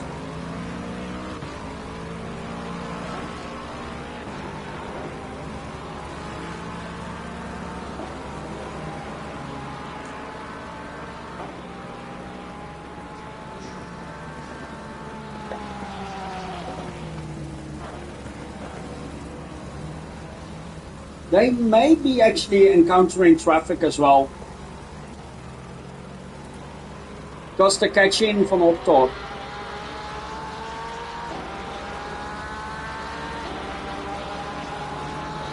Cabras doing really well under the pressure from the Ferrari.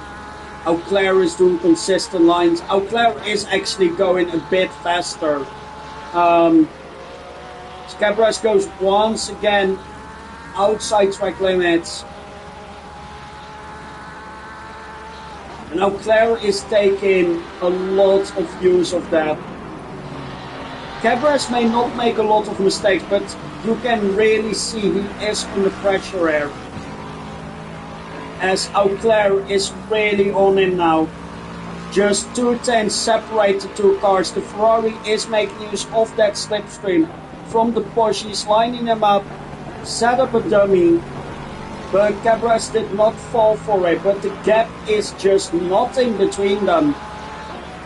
Porsche versus Ferrari, till was told this time. Actually, that will be Ferrari versus Ford, but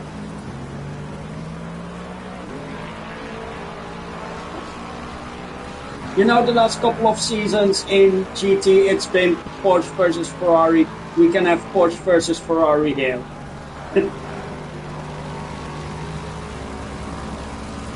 And I must say, with Moro not being in the top anymore, and nothing against Moro, absolutely nothing against Moro, but it is nice to see a fight for the win the whole race.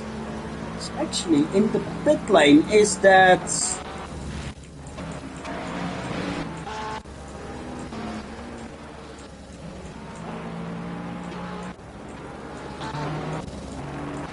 where is he? Where is his name?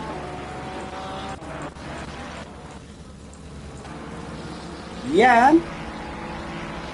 Nurse from the leader from the silver class has pitted. Wow. How are our other friends doing? Still the same. Oh, Cabras is really losing time here. Ochtorp is also struggling. If Auclair plays his cards right, and it's, well, not even Auclair, it's entirely dependable on when Luca decides to let them go. If he doesn't let them go at the end of this straight, then Cabras may be in a bit of trouble.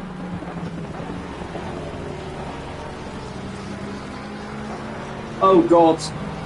Luke is deciding to either do it on the Hamilton straight. Yeah, he is doing it on the Hamilton straight. This is trouble for Cabras. Who's now put... halfway mark, still a long way to go. Thank you, engineer. Cabras is now going to be put under real pressure as Van Optop lets them go on the outside of the track. Not too bad, but if I was Van Optop, I would have let them go on not the Hamilton straight, on the Hanger straight, the back straight basically.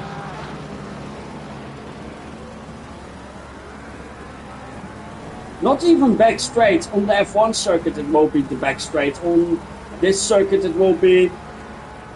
I think the Hamilton straight will be the back straight. As Gileri also lets them by.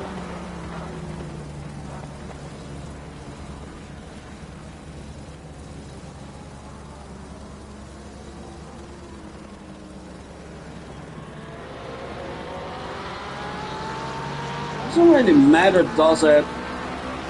Oh no, wait, Van Optop and Gileri are fighting. Ah, that explains why they weren't let by immediately, and I think there's more cars in the pit lane now as well. Yeah, Carabello is in the pit lane. And I think that's car 99, isn't it? Yeah, Thomas is also in the pit lane. So Thomas is also trying for an undercut, and Beatrice is joining him in the pit lane.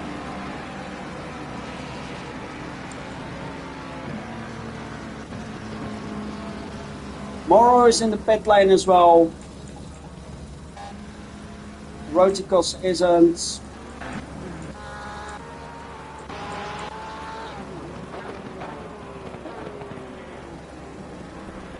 But yeah, it makes sense. We are on the halfway mark of the race, so pitting now will be the thing to do. I'll be really interested to see where Christ comes out in all this. I think Christ is car number 24. No, Christ is not car number 24. Christ is car number 24.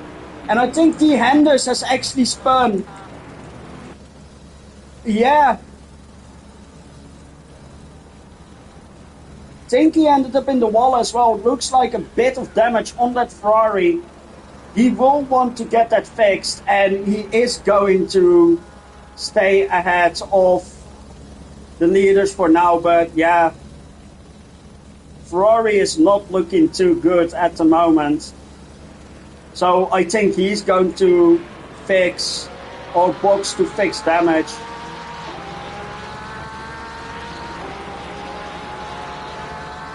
Is he actually staying out? Someone who isn't staying out, Auclair has decided to make his move in the pit lane.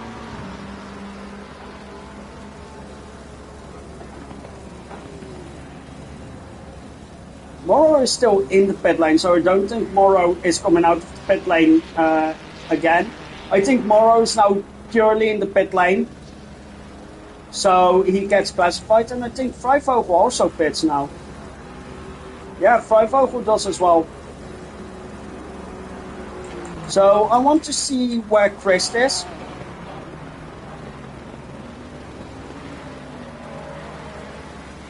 Oh yeah, I think Chris will be getting ahead of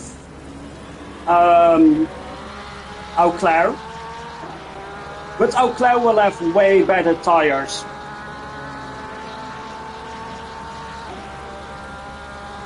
So there goes Chris. There is Auclair, so Chris does beat Auclair.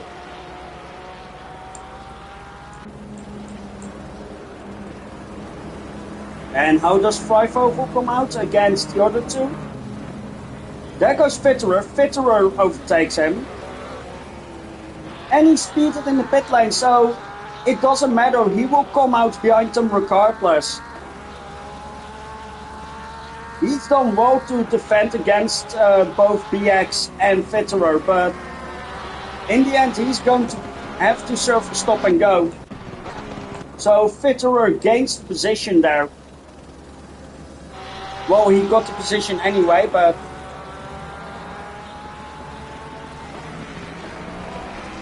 the question is, does 83 now also got a penalty? Who's 83 again? Don't remember. 83 is Hammerlund. Cabras is still staying out.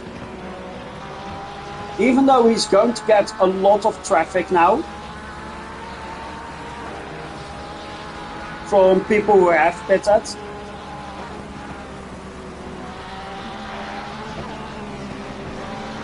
Honestly, I don't know why he isn't pitting. Does he think now that he doesn't have to fight anyone, he can enjoy some more clean air? But surely he needs new tires. As there's a yellow flag, that's car 81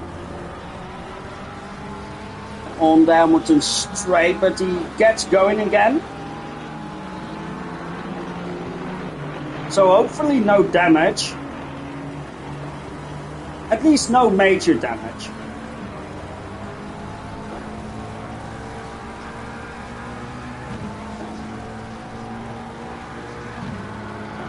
I'm really wondering when Cabras decides, okay, I need to box now. So there's a white flag. Why is the white flag?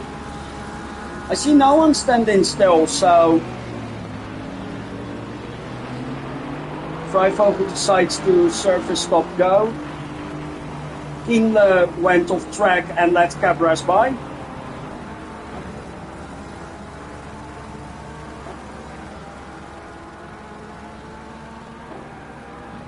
If they were fighting, I don't think Kienle would have let Cabras by that easy.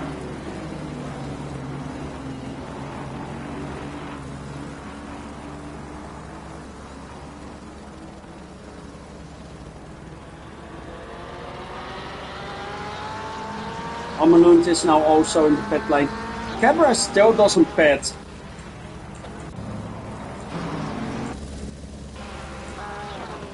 Auclair is losing against Chris, nothing new. Vitterer is now having a big gap behind him, no pressure anymore. BX Royal is ahead of Colbert.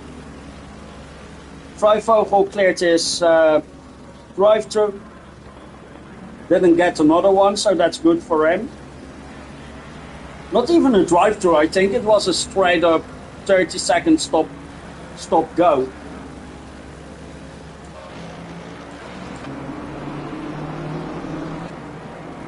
Fracas Black hasn't pit yet, neither has Fitzpatrick, neither has Cabras, neither has the Andes, neither has Jaleri, and Morrow hasn't either. Hamelund has cleared his stop go. Morrow is actually out on the track again. Not sure what happened with the Andes.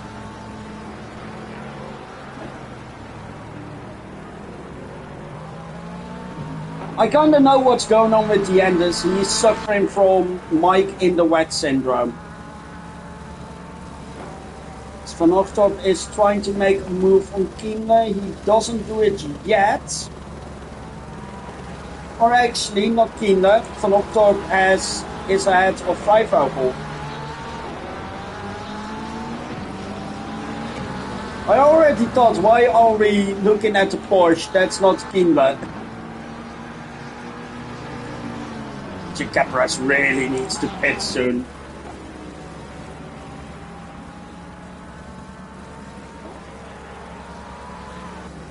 He's been driving for nearly an hour on this fuel and on these tires. He still isn't pitting. He will have driven a full hour on these tires with this fuel.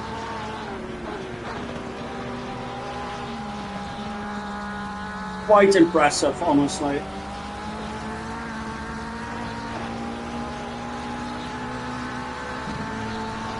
But he cannot keep going until the track dries up. Because as it looks like, in half an hour it will still be raining. Surely he knows this. So if he knows this, why doesn't he pit now?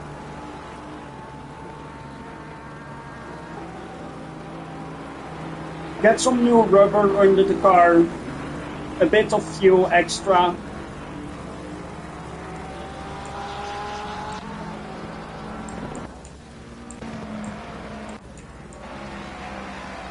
Jaleri is now finally in the pit lane. Carbello's in pit lane. Chris just shot past.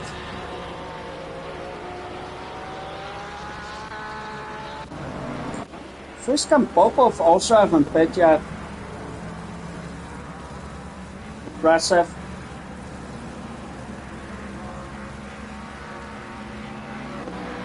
Same to these guys as well. Why at this point? Probably the reason why I don't place well in races, but why wouldn't you pit at the halfway mark? I say this as I have the strategic mind of an average Ferrari engineer. Which is to say, if it rains, I would say it must be the water, as Ochtorp, I think he got on the grass while full accelerating, and that may have cost him, as I think the Andes did the same on exactly the same spot. So there may be a puddle forming there, and because standing water and aquaplaning on one side you spin, or your tires are going to suffer for that, because well, actually in this weather they will cool down quite easily. Cabras once again refuses to pit.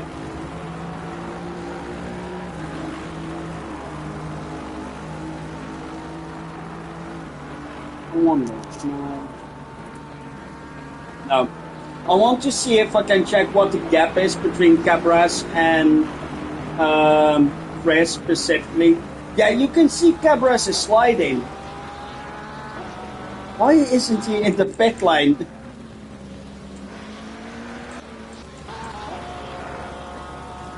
Frisk decides to go into the pit lane. Auclair is going faster than Crest. Crest actually went off track. So Auclair is going to catch him on this lap as well. Is Auclair taking full advantage of the newer tires here? Is Crest having to adjust? We will actually get dry weather in 30 minutes time. Too bad in 30 minutes time the race will be over. Or not over, but like with 3 laps to go, no one is going to pit. As Auclair is pushing really hard there. He wants to catch Crest. Crest seems to be struggling on this new set of tires.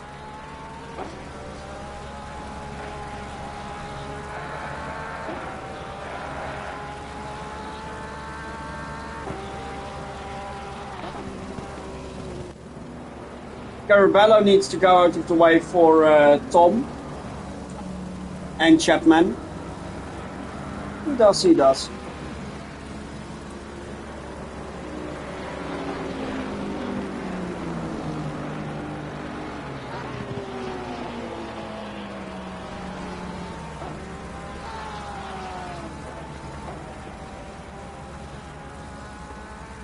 Wait, there are cars in the pit lane. I think that's turning. I had hoped it was Cabras. No, Cabras still refuses to pit. The pit lane does not exist for Cabras. Like, surely he can pit and still come out ahead. Why doesn't he pit? Chris is loot. I think Chris has literally lost 1.5 seconds. Yeah, there we go, 1.7.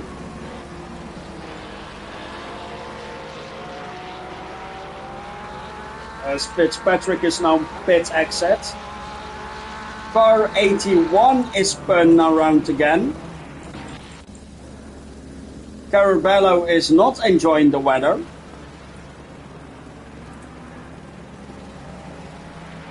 And he is going to go slowly on start-finish straight.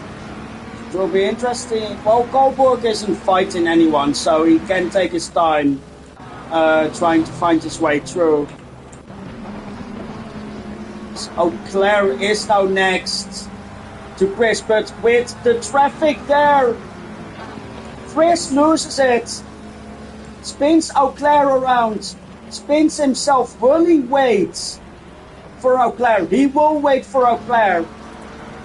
But because Auclair got a bit of a run-in start, Chris is parked up. Why is Chris parked up?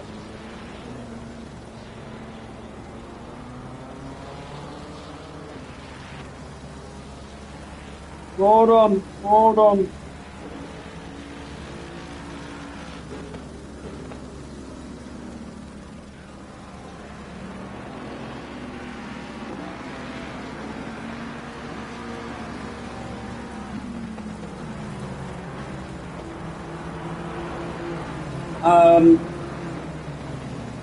This is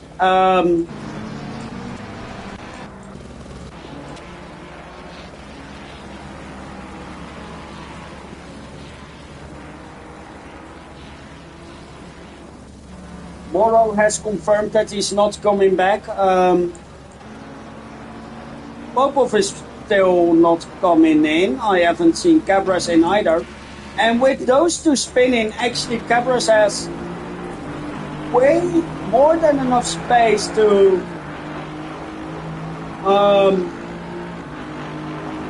box and still be in the lead because of the takeout that happened.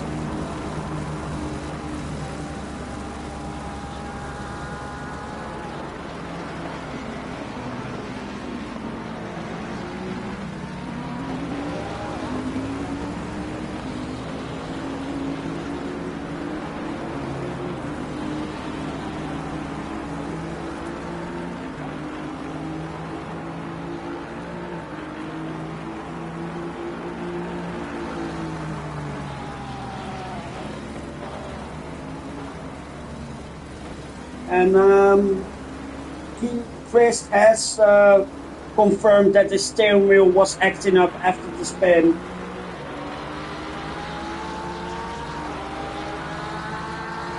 Cabra is still refusing to pit.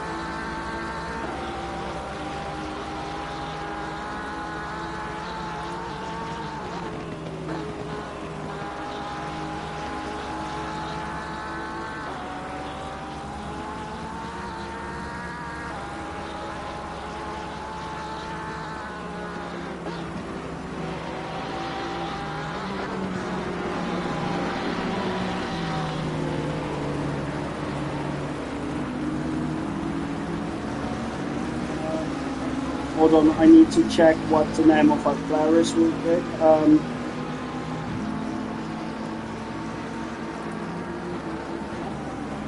yeah, actually this fight isn't going to be anything anymore, so...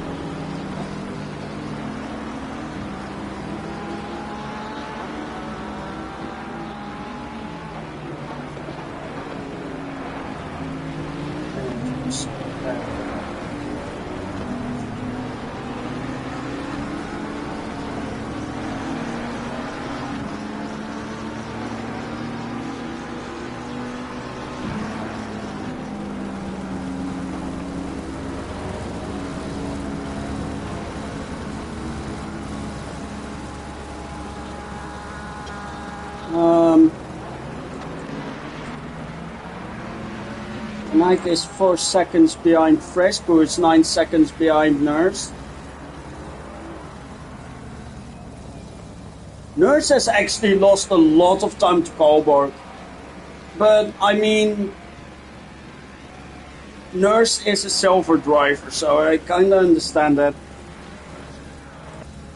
Biggs Royal, yeah, suffered from that spin. That actually killed one of the last battles we had. I mean, we have Kinder Freivogel. Carabello and Cabras are fighting. Cabras still refuses to pit. Because why would you pit?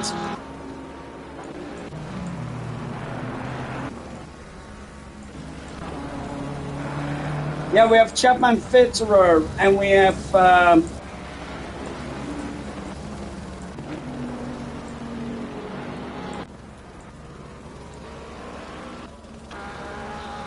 Kinder Freivogel, that's it.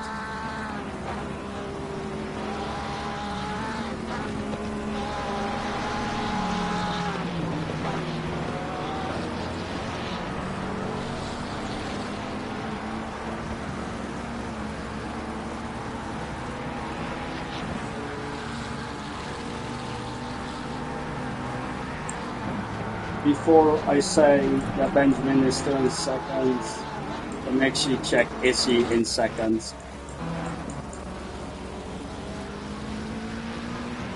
Third, but second hasn't pitched yet.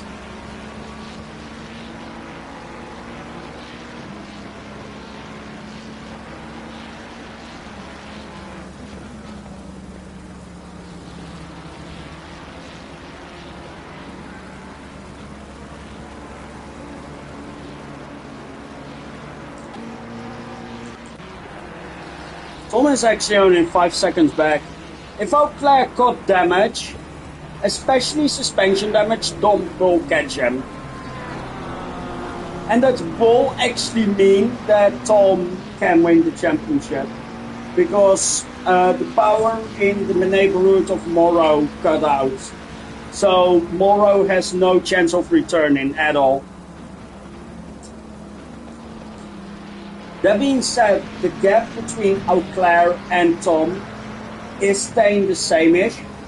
It's even increasing, so I think Eau Claire will be fine. Tom Chapman is staying about the same.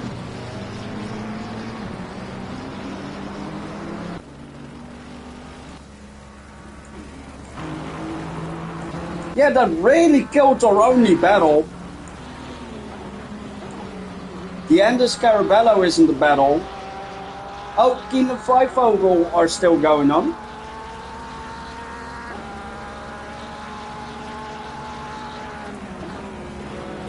Vogel trying to salvage what he can after that stop-go penalty.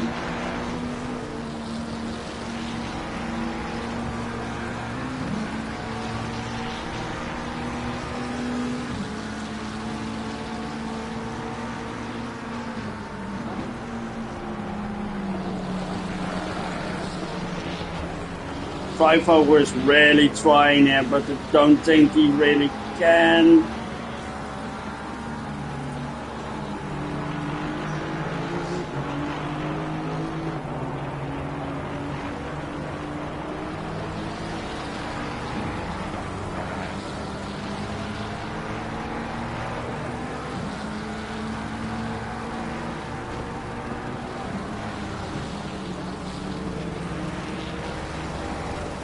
They're going up against traffic as well, but yeah, Carabello is just driving around for the sake of driving. Morrow is back in P22. Keenly goes off track, and that leaves Vogel through. I think Vogel can pull away here because he seemed to be the faster driver between them already.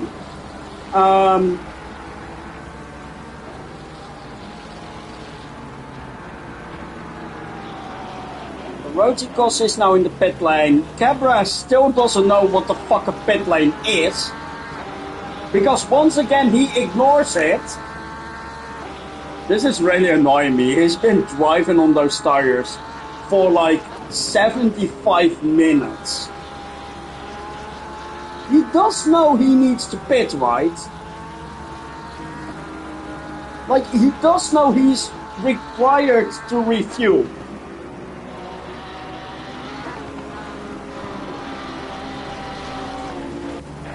It will be, like, I'm not saying it should happen, and I'm not wishing it upon him, but it would be so funny if he drove the whole race without needing to refuel, and then he gets disqualified, or I don't know what the penalty is for not taking your pit stop. I think he's the only one. Yeah, aside from Morrow, he's the only one who is not taking his pit stop.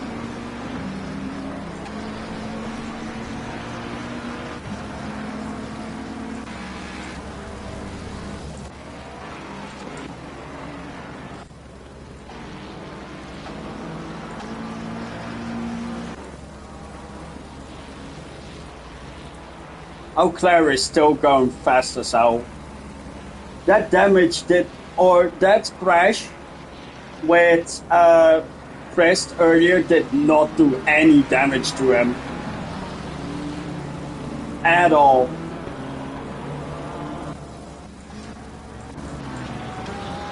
But again, Cabras has such a gap. He can pit. He can probably pit and get a drive-through and still stay ahead. That's how dominant he has been racing. After the other two pit, actually, since Chris pit, he was already going a bit faster. He was still fighting with Eau Claire. He finally acknowledges the existence of a pit lane. He can freaking speed if he wants. He doesn't, but he could technically speed and still get away with it. Yeah, Kienle has dropped behind Vogel now.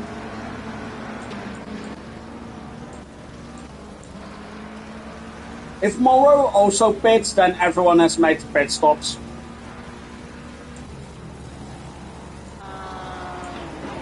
And we basically have no further fights to look at.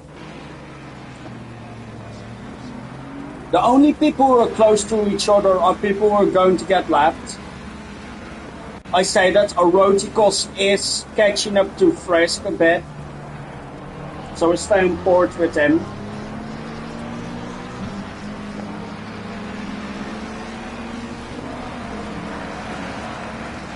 Also, I think if I give Eroticos some screen time, I will actually get paid.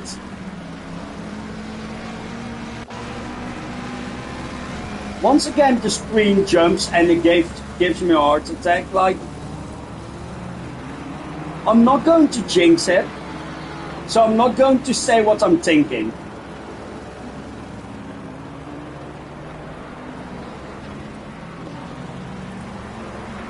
You're really going nicely out of the way for the faster cars. Eroticos is really catching on Frisk here. I don't know if Frisk just got shit traffic, and that's why Eroticos gained so much, but look, last lap the gap was like 2.5 seconds or something, now it's within 1.7.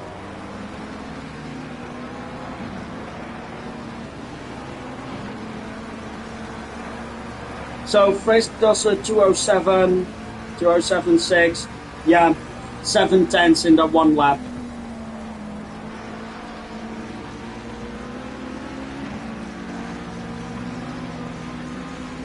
And the weather should be clearing up a bit soon, but again, I don't think we will be having a dry enough line to go for slicks. And even if we do have a dry enough line for slicks, I do not think anyone is going for slicks.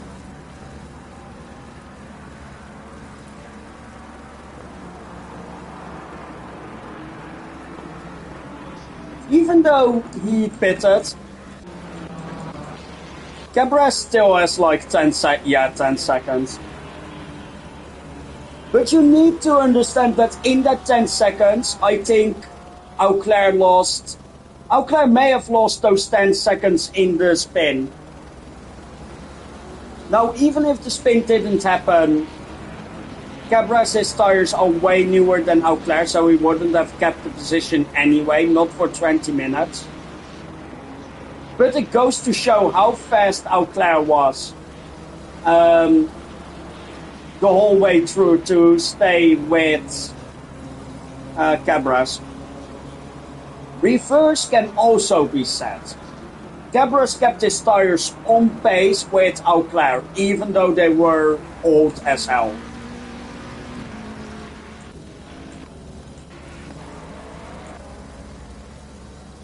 And once again, given the conditions, given the rain on the track and the slipperiness of it all the drivers are doing exceptionally well, given the wet circumstances.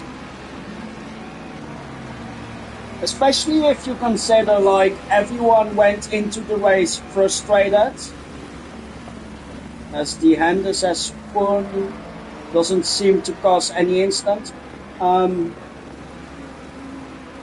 Like, every driver went into the race a bit frustrated from qualifying because everyone lost their lap time. They had to go out of the zone, get back into the zone, rush their qualifying laps.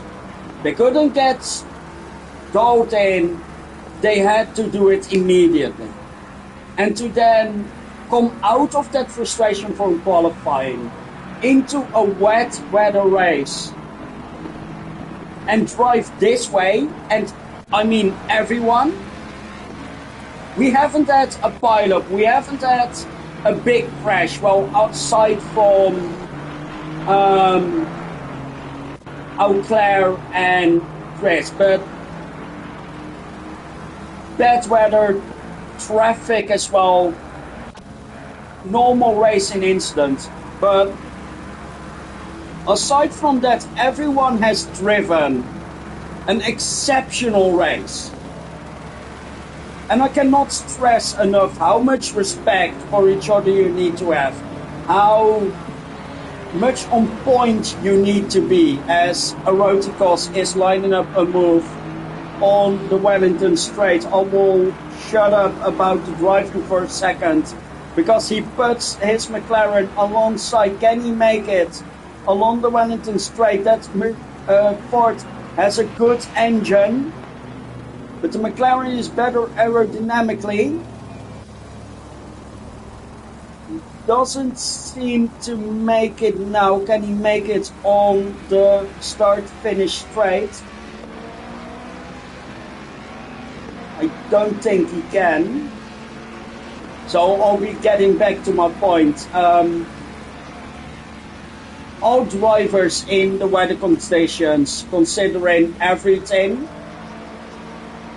they've all done an incredible job, and especially considering normally they would have been done for 20 minutes now. We're doing an increased race length. And the fact that everyone is able to stay in their headspace and stay concentrated for so long with minimal mistakes, it just goes to show what an incredible group of drivers we have. As Frisk goes a bit wide,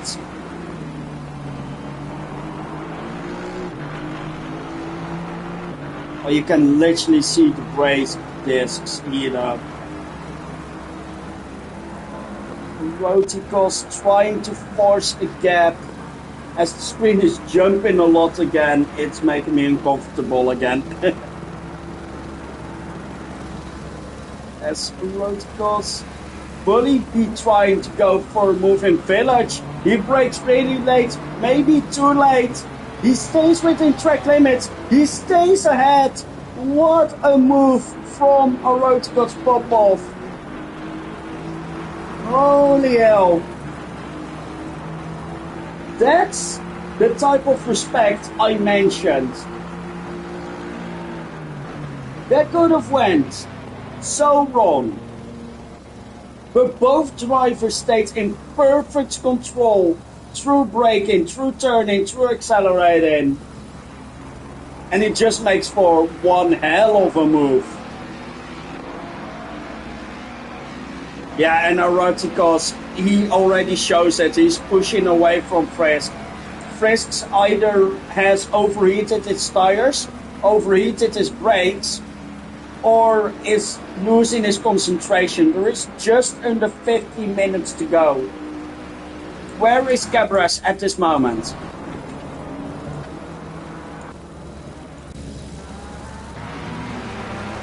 Cabras is coming through the loop. So it will be, 40 seconds until he crosses the line. It's about 2 minutes a lap. I think we'll see 7, maybe 8 laps. It will also stop raining within 10 minutes.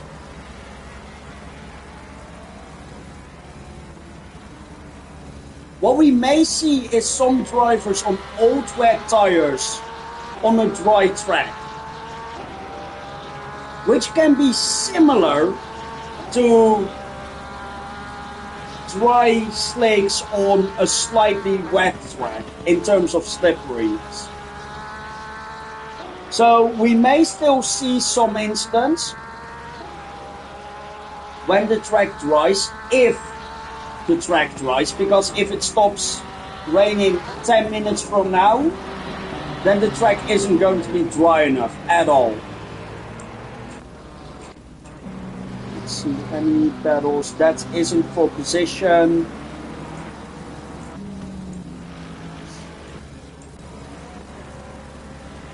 That's still 9 seconds.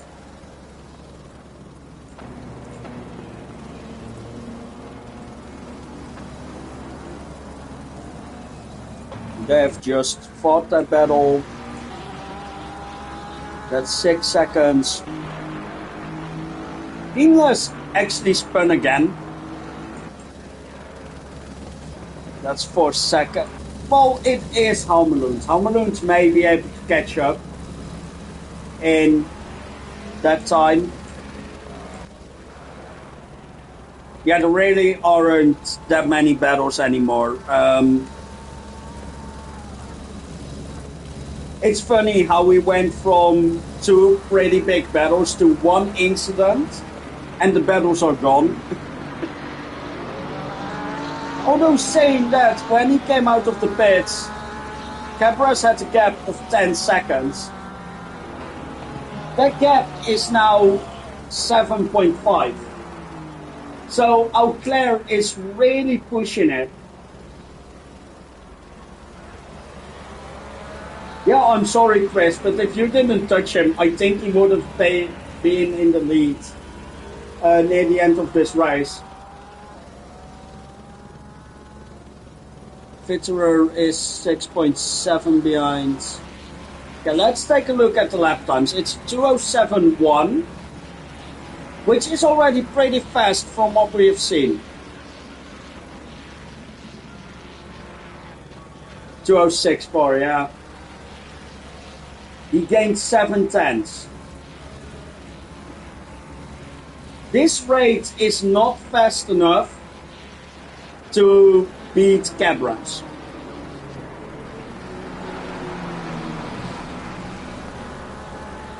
But he just keeps gaining and gaining and gaining.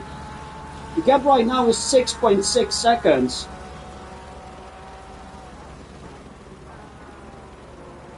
He literally gained, I think, 7 tenths in the span of 1 sector. Either Cabras went on slicks, or Auclair has really found his pace.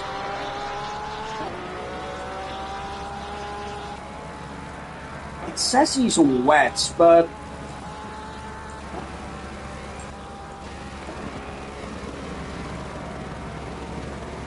I don't believe it.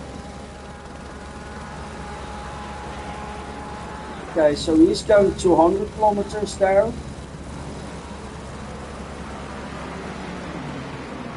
Okay, actually that looked at the loop. So 70 kilometers an hour.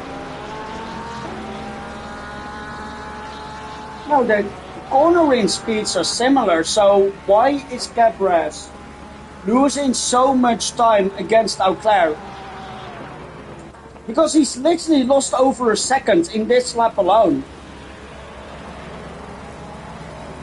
And that's not even counting the traffic that he's going to get, because Hammerlund is also gaining a lot on Van Ochtop. It's really like some drivers have chosen slick tires. 7.6, 5.8. That's literally 1.6 seconds that Cabras has lost to Auclair. Tierney on pit exit, let's Cabras by, really easy.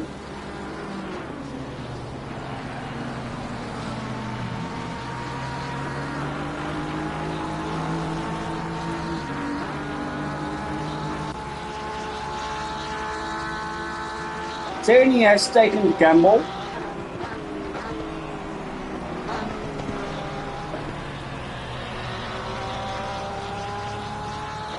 I have done this in F1, where I would be like at the point of fuck it, I'll be the guinea pig who tests when it's dry enough. I really hope he doesn't get in the way now. Yeah, he moves out of the way, that's very nice of him. Because Auclair is close in the distance now.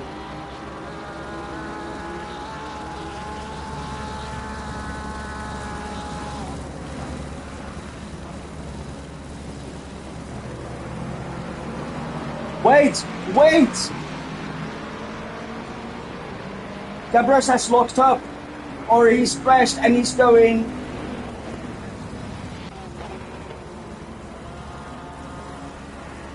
He's trying to stay ahead by cutting a part of the track, but that was pretty stupid because he lost time going there and he lost speed he would have had if he rejoined normally. You cannot tell me Cabras is on wet tires.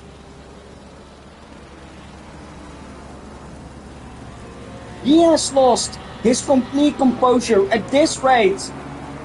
Thomas Fitterer.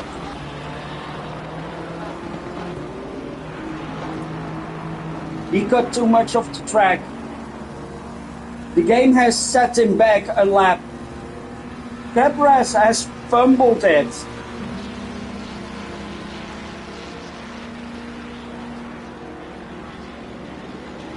And he's now going to try for softs. At least slicks.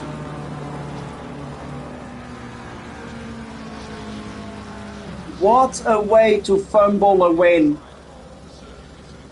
Like, outside of the spin. The spin was not the problem. The problem was the rejoin. He cut across the entirety of the loop and whatever that next corner is called. He rejoined on the Wellington straight, which already lost him a lot of speed. And then he decided to rejoin on the Wellington straight, which it just wouldn't work. It never would have worked. In no way, shape or form would it have worked. Because we're now looking at the dry-in track. In my opinion, if Cabras would have rejoined normally, as Eroticos makes a mistake and Frisk goes through, if Cabras rejoined normally, yes, he was in second, and yes, he would have lost the lead. But now he is dropping, like a lot of places, he is getting lapped because the game doesn't register him as crossing the line. Like, he's basically a lap behind according to the game.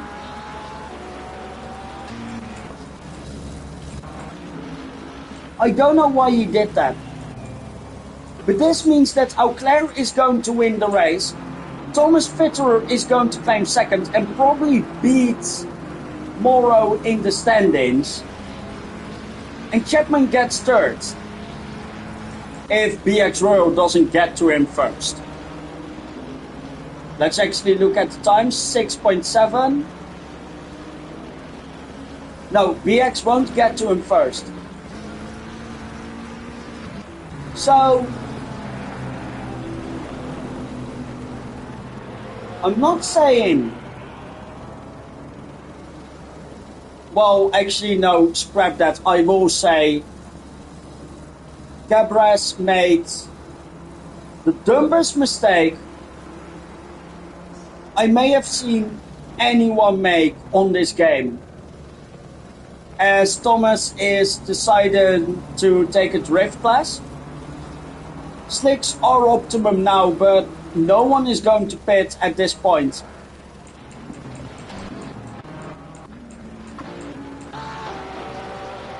And Cabras did pit for wet tires again, so...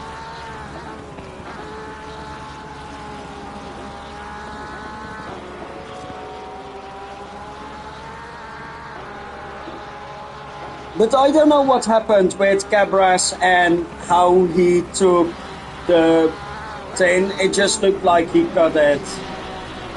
And he paid the price for it. He dropped he dropped 15 positions.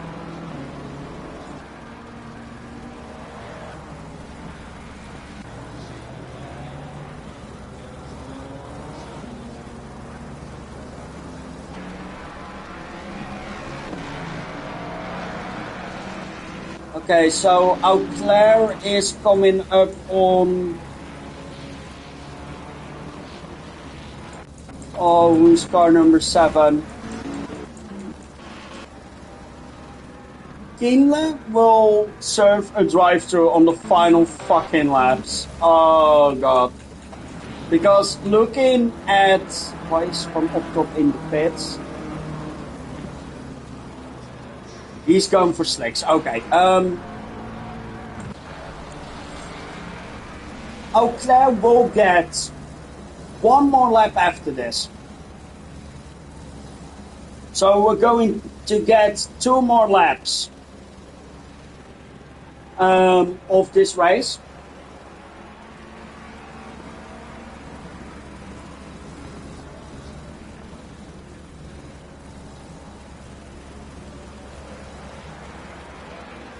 As Carabello just let Hamilton through.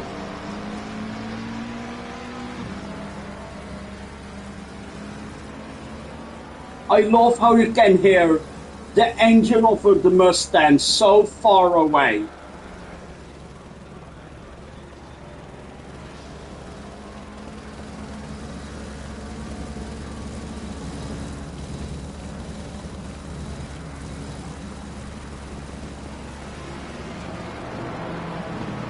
just... The Mustang is 3 corners away. What do you mean we can hear it?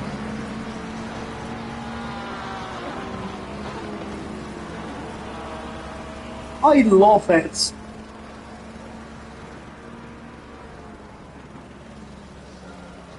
Yeah, Kienle is now in the pit lane, serving his drive-through.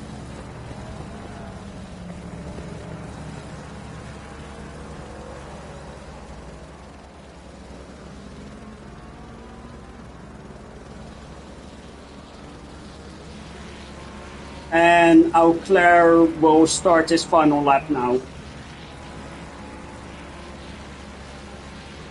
Leaders on final lap now.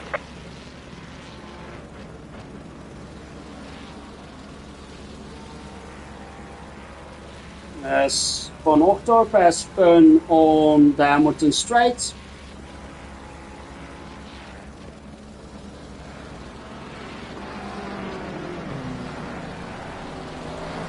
And he has spun again on the Hamilton Straight.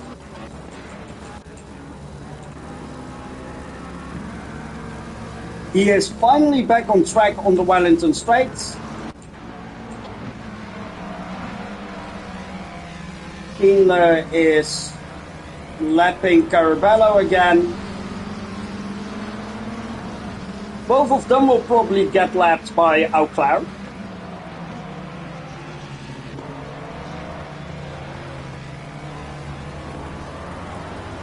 Looking at where they are now. Or Auclair is going to give them the chance to finish the lap. Yeah, I think Auclair is just going to drive very slow here.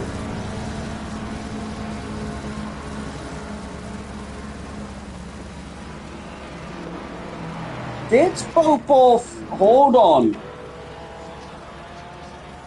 You guys are not done racing. Did they think they were done racing? Because the timer is 0. Oh, that's actually amazing.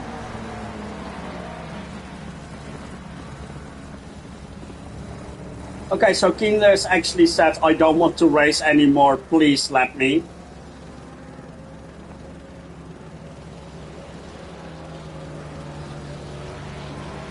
Carabello says the same.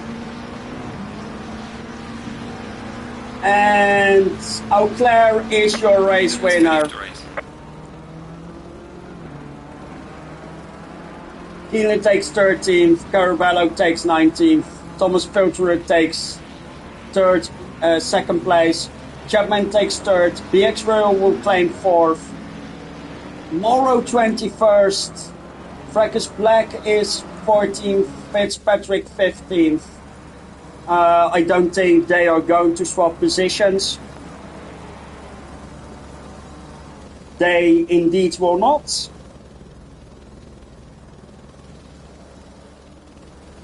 Kohlberg and Nurse will be 5th and 6th. Frisk is looking very likely for P7.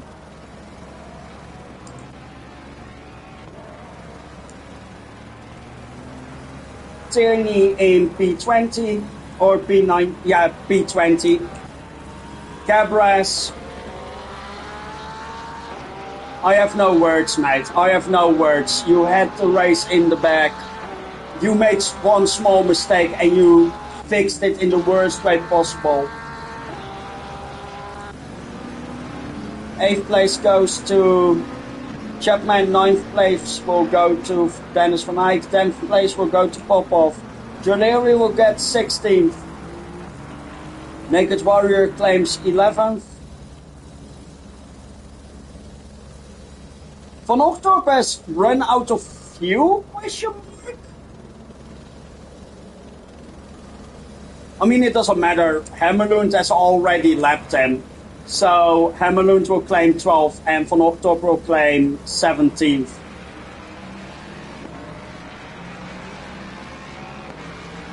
Is he actually going to try to take him out? Yes! Oh, God. and the red flag is out. So once again, your stand-ins: Auclair, Futterer, Chapman, BX Royal, Kolborg, Nurse, Frisk, Vrijvogel, Van Eyck, Popov, Warrior, Hammerlund, Kingler, Black, Fitzpatrick, Cabras, Joleri, Van Ochtorp, Carabello, Tierney, Deanders, Prest, Morrow, and Harris.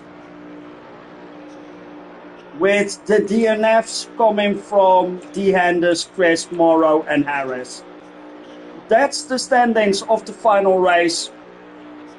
Penalties, I don't think will be applied. I think the only penalty really will go to Press. Maybe Vrijvogel for hitting Tom Vetterer off track, but aside of that, I think it was a pretty clean race. And that was season 10. I hope everyone is willing to join us again for season 11, which will be in a month, couple of weeks. I have no idea. That was all for me. I wish everyone a very nice evening, and we'll see you all next season.